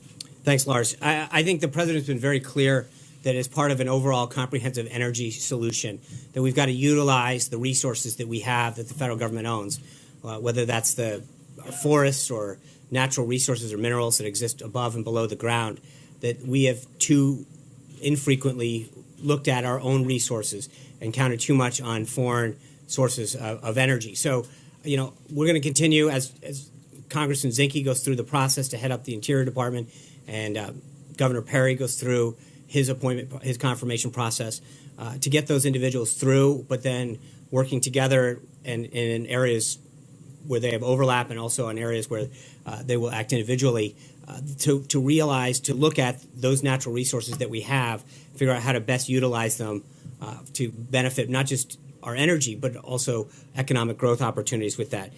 Daniel Happer. About executive orders. You haven't really explained why the president's using the executive orders in the manner that he's doing so. Why not take this extreme vetting to Congress and have a congressional bill? And why not? I mean, what is the philosophy behind? Well, I don't think it's a binary choice, Daniel. I don't think it's only do this. I think he has talked about, especially in the area of immigration, he's been very, very clear that this is a huge priority for him. And I think that he is going to continue to look at this from a holistic aspect. In other words, visa reform, the wall, our southern border, our northern border, all of these things that, vetting, there is a very, very comprehensive, and those things in which he can do through executive order and action, he will. Those things that he can do through working with Congress legislatively, he's going to continue to do as well. Tulip from Bloomberg. Yeah. The president's top trade advisor, Peter Navarro, told the Financial Times yesterday that he believes that the euro is grossly undervalued and Germany is benefiting from that, and that's why we have a huge trade deficit with Germany and with Europe. Does the president agree with that, that the euro is undervalued, and if so, does he plan to do anything? I think when it comes to currency valuation, I'm not going to get out yet. I think we've got a Secretary of Treasury that's in the confirmation process, and once that happens, I think then Secretary Mnuchin will be able to address that as well. Yeah, Sean Dan Housley, 7 News Boston. I'd like to ask you about Kelly Ayout's role shepherding. I was hoping you'd ask about the Patriots. Well, I would like to ask you about. You get a second if you do. Okay, I'll get a second on that. But can you talk about Kelly Ayout's role shepherding Justice Gorsuch around the Capitol Hill? Sure. Look, Senator Ayout is someone who is respected on both sides of the aisle. She has a lot of great relationships. She's a former attorney general. She understands the judicial process very well. But she's also, this process is a relationship process by and far. You're going around introducing a judge, someone who has not generally been exposed to the legislative process, definitely not the congressional process, is to the extent. Her relationship with President Trump was strained during the campaign. That's right. And I think that goes and shows, as I've mentioned several times, both through the transition and early, the president's not holding some kind of test about what degree of support you had for him. He wants the best and brightest to continue to serve this country in whatever capacity they can.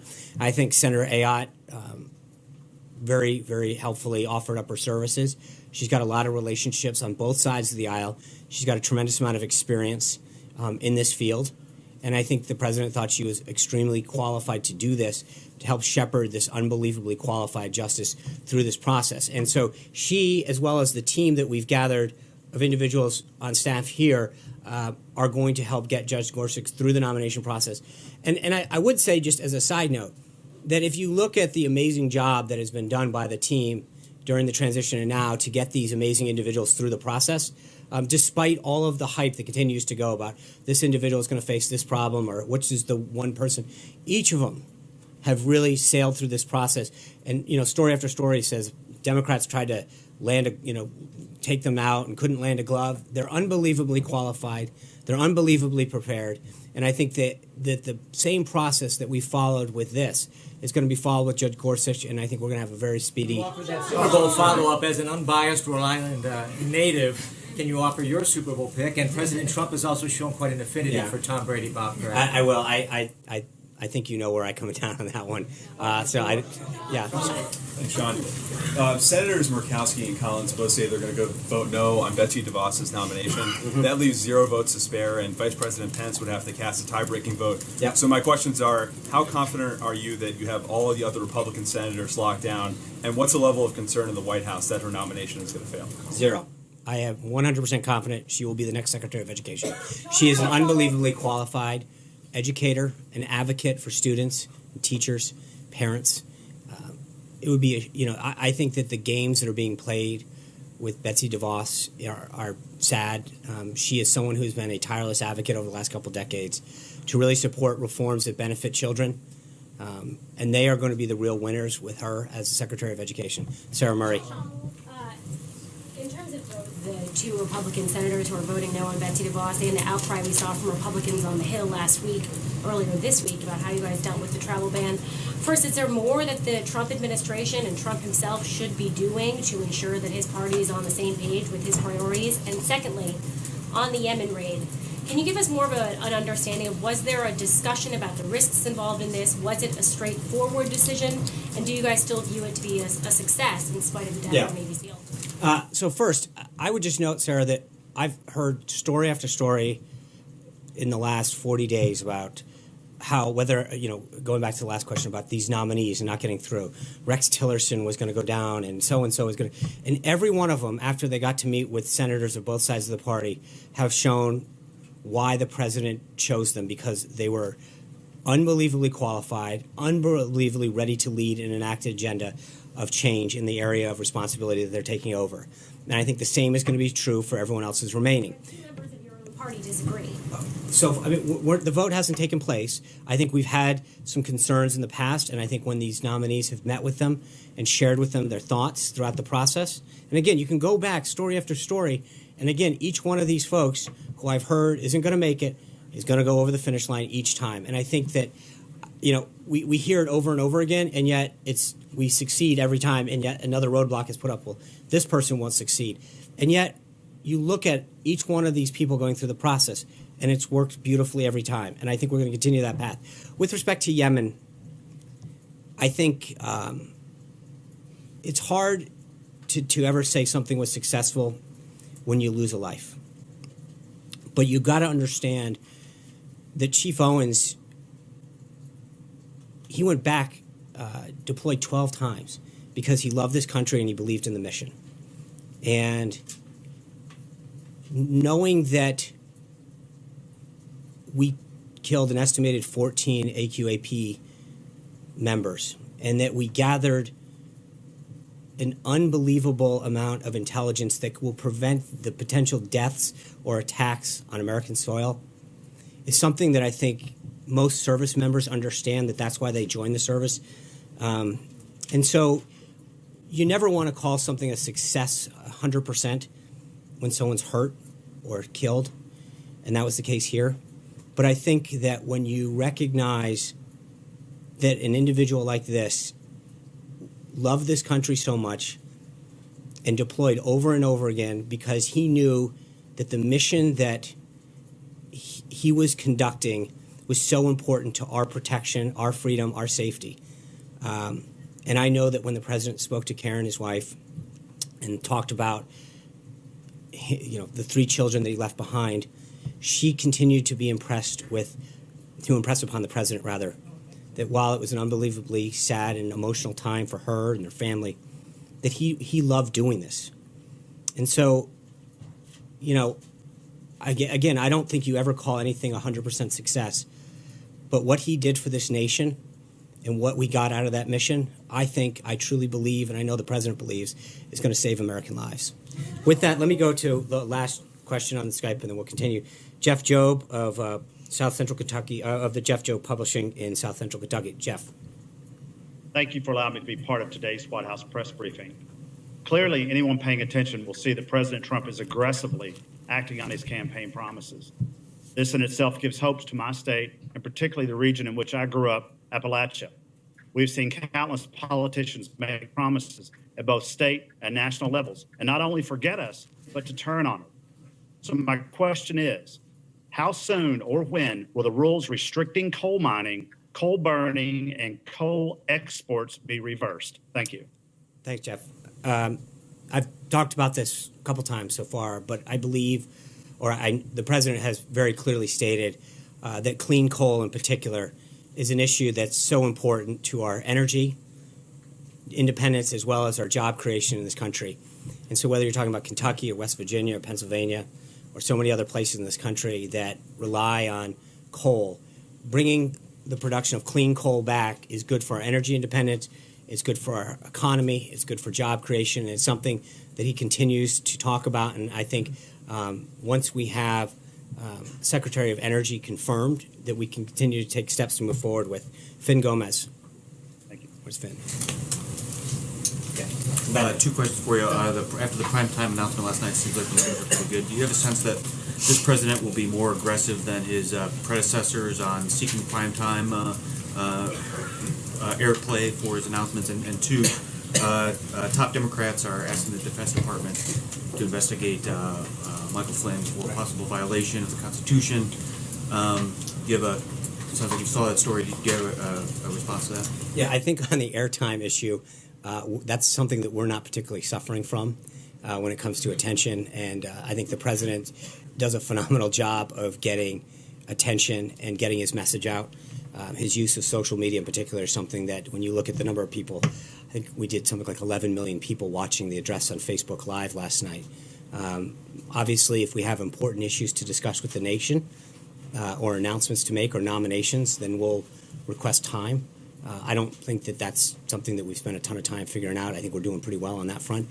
And then I'm sorry, the second question, Mike? The request from Democrats to investigate Flynn for a possible violation of the Emoluments Clause. Yeah, so General Flynn, like I think probably countless, if not hundreds of retired flag officers, joins a speaking bureau and has given speeches at various places. And I think that is something that is kept in practice, and the Department of Defense is the appropriate place for them to review it. But as I said, I think that when you look at so many countless retired flag officers, that's something that generally keeps the thing. Zeke. Hey, Sean. General Flynn, the way up here, offered some criticism of the Obama administration's handling of Iran in particular. Is that something we should be expecting to hear more from this administration, whether it be on foreign policy or other issues, criticism of the previous administration going forward?